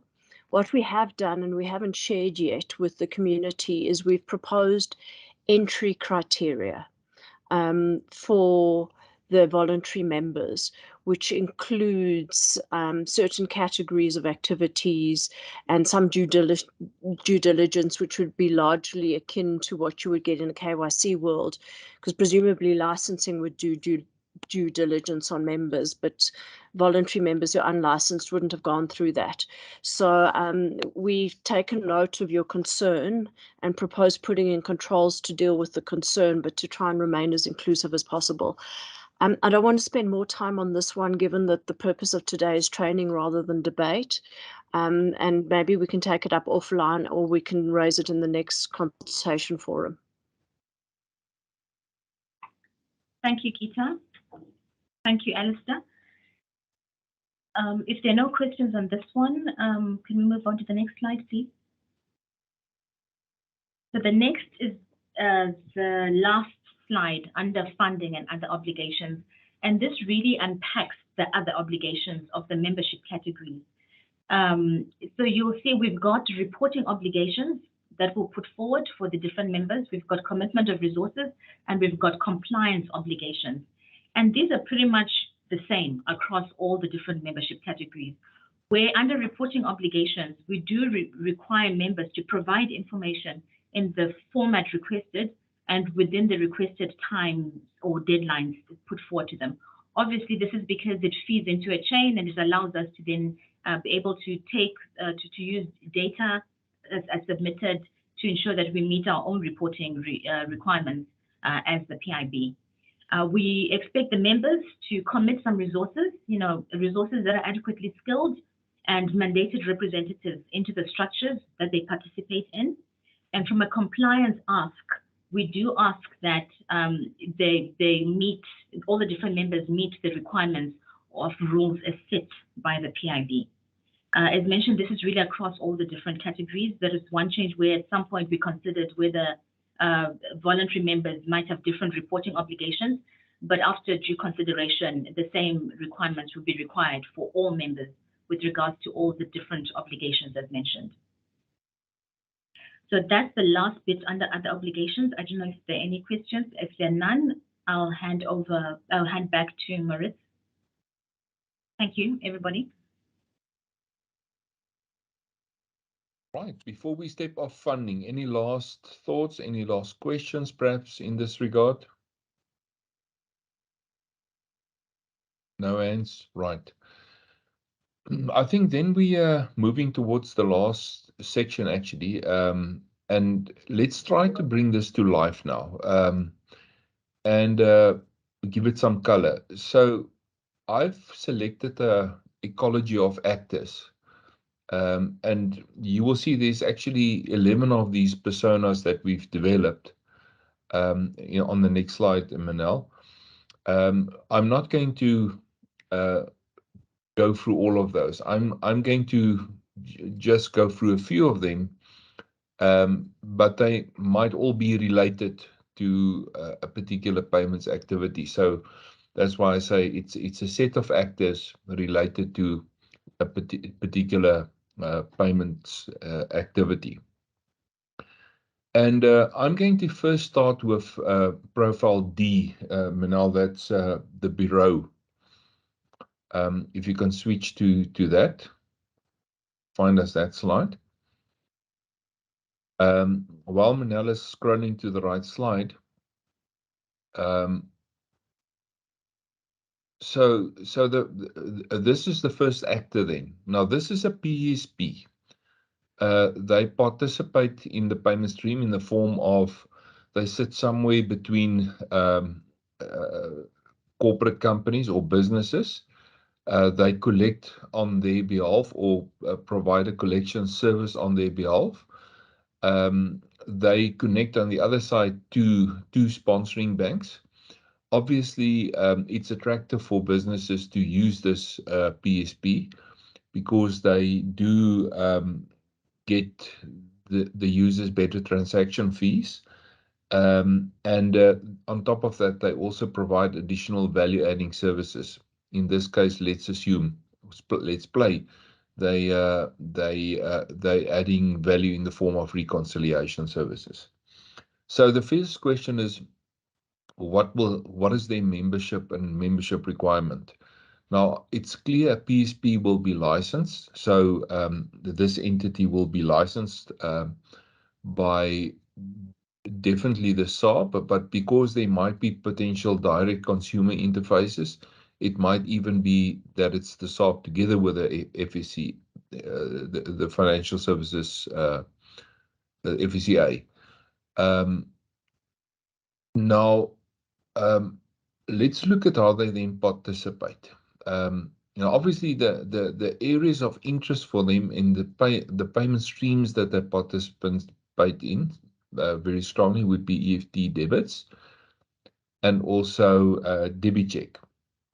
So the first point to make is they will not be involved in the rule-making aspects around EFT debits or debit check, either of them.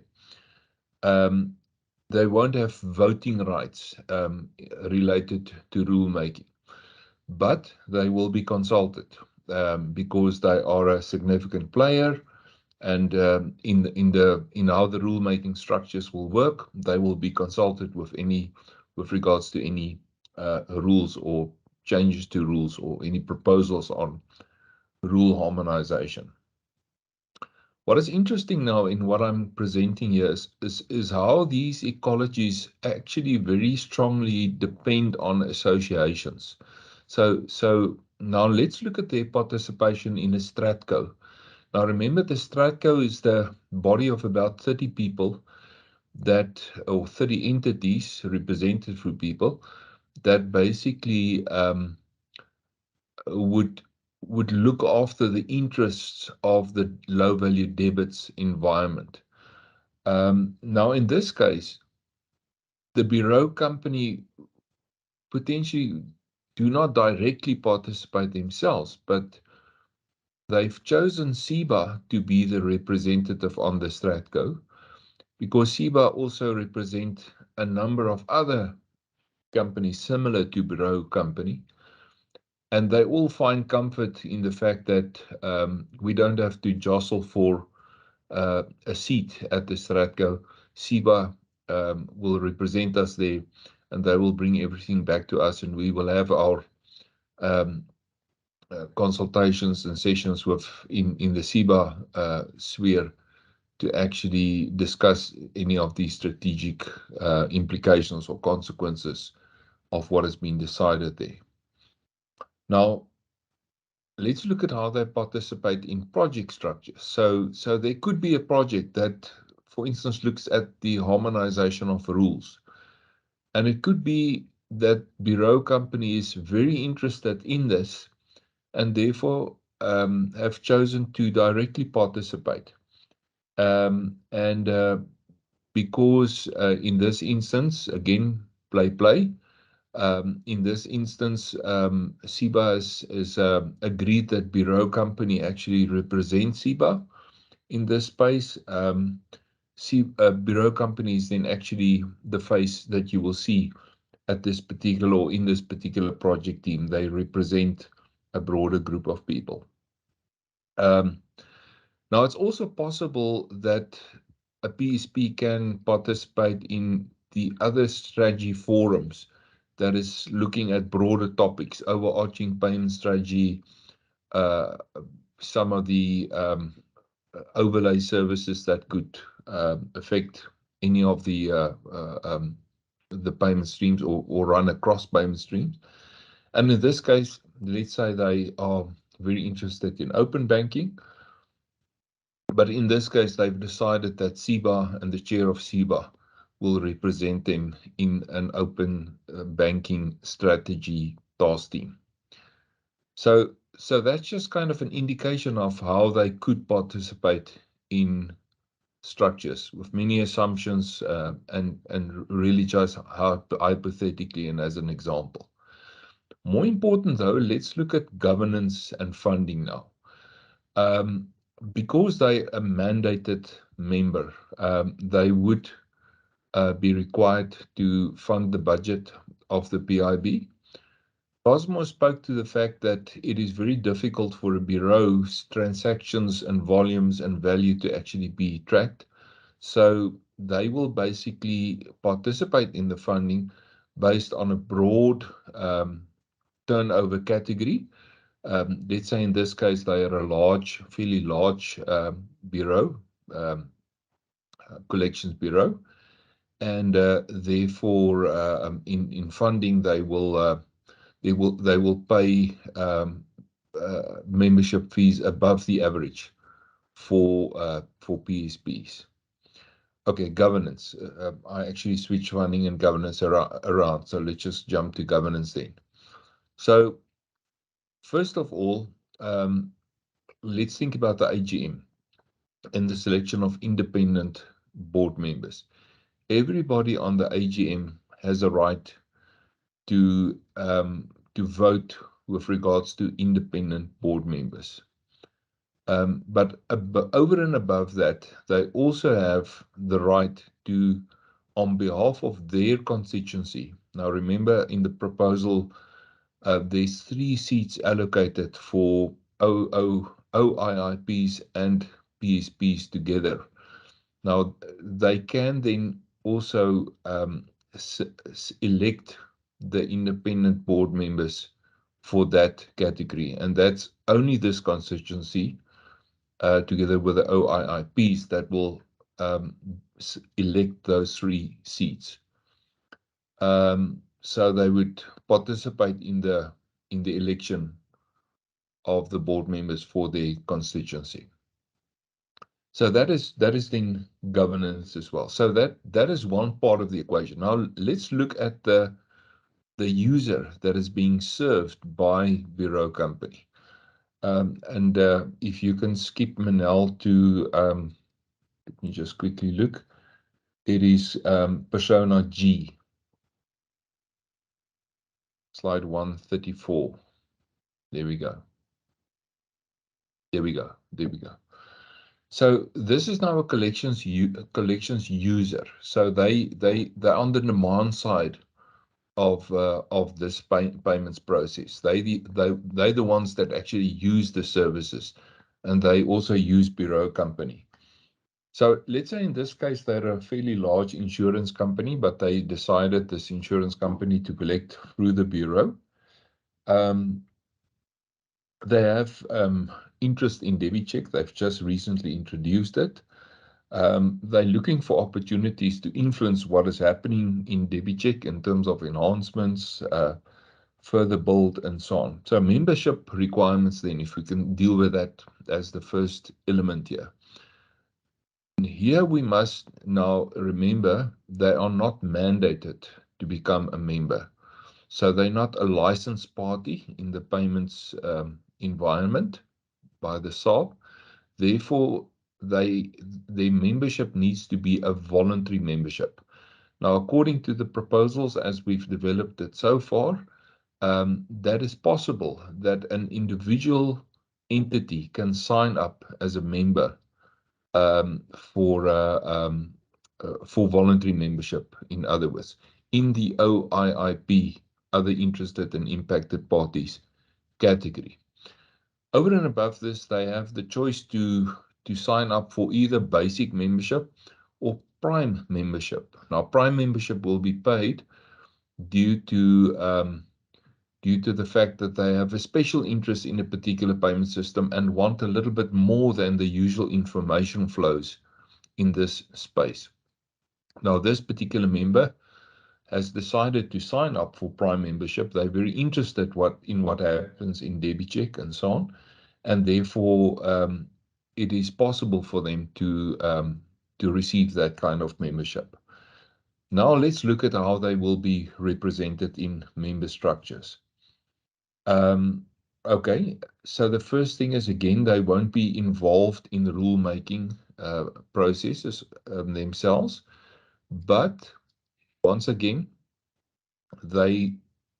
because they've opted for prime membership, will be consulted with regards to any changes or anything that impacts from the rule-making environment potentially on their businesses, and the input will be taken back to the rule-making structure, but they haven't got voting rights on that rule-making structure. It's possible that they also directly participate in the project, but let's assume in this case through the representative organization, because there's a number of other companies similar to themselves that wants to influence what's happening in this space. Now, in this case, they've decided to use ASISA as the platform. They all are members of ASISA as well. And ASISA is then the entity sitting on the project steerco and taking their input and perspectives back into the project steerco. Funding obligations, they are then obviously a voluntary member. There's a standard basic fee for them to pay, and if they opt for prime membership, they need to pay that. But it needs to be underlined that this is a voluntary process. So it's a voluntary selection to become prime in the low value debit space, and therefore that adds to their funding contribution or their funding. Let's then lastly look at governance. How would they participate in governance? They could individually be part of an AGM, and they would then, as a single entity, as a single organization, be able to vote in the categories that they for that constituency. In other words, for other interested and impacted party. That means they can vote for the election of independent members, and they can also vote for any board member that is elected, and that comes from the OIIP, and in this case combined with the PSPs, they can put forward and elect 3 board members. So that's then the individual company. Now let's move on to their association. Now in this case, let's pick on a user association that represents the insurance industry then. This user association, again, is not required to be licensed, therefore not a mandatory member, but a voluntary member. It may again be the case that because of the exceptional interest in collection systems, debit check and EFTs, that they are now additionally opting for Prime membership, and that would add to their funding. Let's then look at how they participate. They would participate in certain structures. First of all, again, to point out, they would not be able to participate directly on rule-making structures, but they would be consulted because of their Prime membership with regards to all rule-making activities and how it impacts them, and their inputs will be taken back to those structures to consider. It is possible then that they can represent their constituency in various other structures. So let's take the Stratco. It is very possible in that group of 30 people that are this user association, let's say it's ASISA, that they represent a broad group of individual stakeholders in where we are going to go with regards to this particular payments environment, this payment system, or the series of payment systems represented in the low value debit space. So it's possible that they then participate in the Stratco. It is also then possible that they participate in specific projects to further enhance the systems that they are interested in. They could be the appointed individuals in the seats set aside in this project steerco for non-banks to participate in the project. Let's look at then the funding requirements. I think it's obvious at this stage. It would be a basic fee, and then because of the option to also take up Prime membership, they pay an additional fee for the payment system that they are interested in, the broad payments area that they are interested in. Their participation in governance, so they can again at the AGM be part of the selection of independent board members, and they can also participate in the voting of board members elected from their constituency. And remember again, the constituency is a combination of PSPs and OIIPs. They would, as an OIIP, as a voluntary member, they are part of the OIIP category, and they together can select 3 board members. So the last one then is, let's look at a bank very briefly. If you can go to ABC Bank, which is on page 137. So let's say this is a very large bank. Because of their size, there's settlement and operational risks if any of their systems are going down. So they are recognized by the SARB to be a systemically important clearing participant. That's the kind of license that they are carrying or being given, and they then become a mandatory member as a systemically important clearing system participant. They obviously then have the right to participate in the rulemaking and the regulatory structure, where they've got full voting rights. They, however, have to consult with regards to any of the rules that has been developed or derived on that structure with the non-banks. They are also part of Stratcos and other structures, like for instance the risk structures, etc. And they obviously participate in projects and in project steering committees, and could participate also in other strat committees that considers the future of payments or new payments trends and some of these things. Again, let me deal with funding obligations first, there at the bottom. So together with other systemically important banks and other clearing banks, the smaller ones, they contribute to roughly 80% of the funding. This is derived very, let's call it then almost mathematically, through looking at first of all, a fixed fee of the number of payment systems that they participate in, for which they each pay a fixed fee, and then additionally a variable fee that is different from bank to bank, systemically important or small, based on the throughput. So both volume, but also value. And that is kind of counting more or less 50-50, or weighing 50-50. So with that kind of derived then, that brings you to the total funding contribution.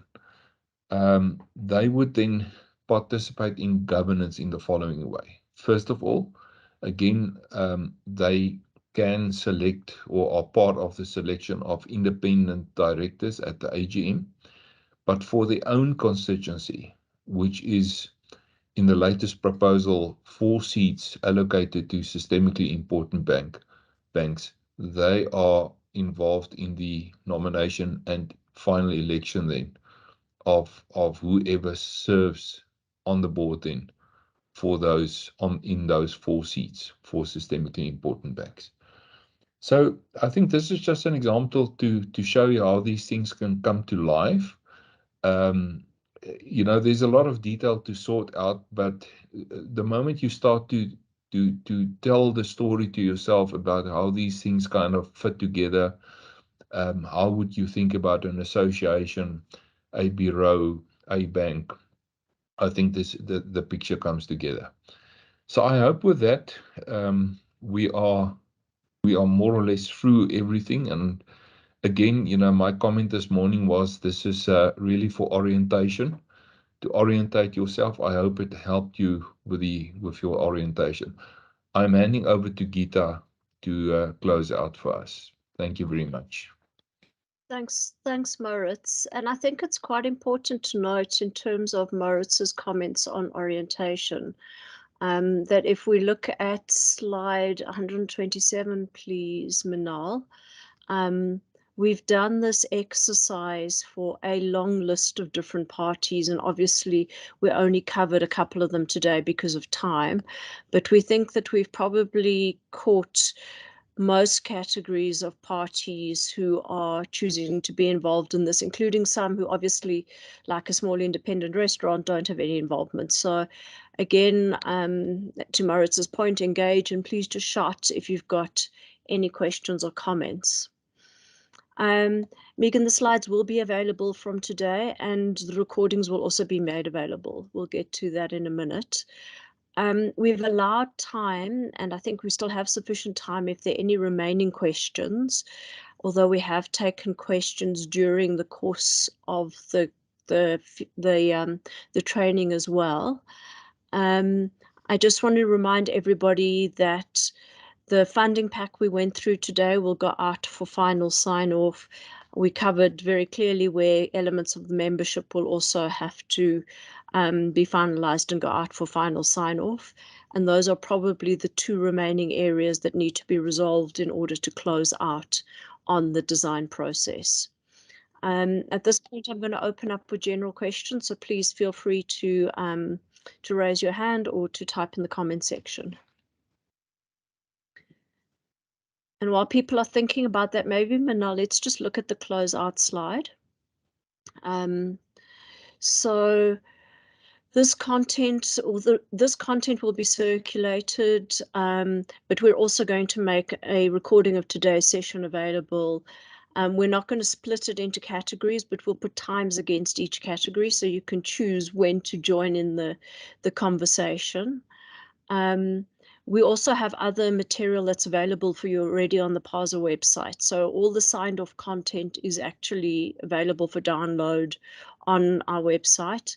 And then recordings from the case studies that we did a couple of weeks back. So DG Naidu's and Herman's case study on the telco industry, as well as his original culture presentation, are available. And we are targeting the 30th of June to hopefully present the finalized material. David, in terms of your question, you hit the crux of the problem perfectly, because depending what payment stream and what type of role you play in that payment stream, the values and volumes that translate into revenue are too difficult for us to calculate. And that's why we went with the self-attestation for the PSPs and the other interested and impacted parties, because we just couldn't figure out a way to make that link.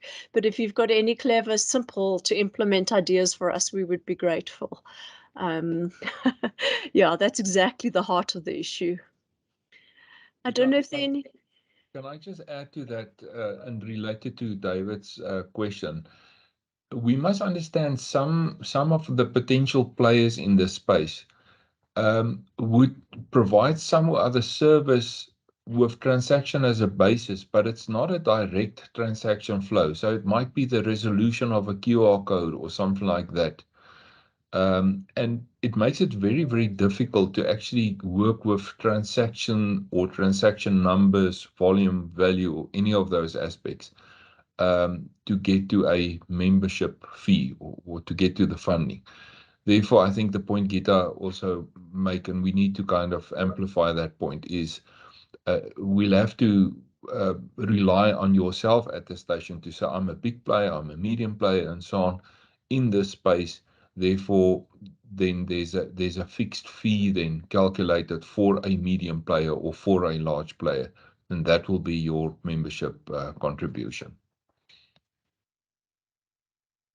Good. I'm not seeing any more hands or questions, but obviously this isn't your last chance. You can always drop us a note, come via the PIB project office. And we look forward to engaging with many of you in hopefully closing out the final material over the next couple of weeks. But thank you very much for attending this morning. We hope it's been useful, and as I say, we will make the content and the material available. Thank you, everyone.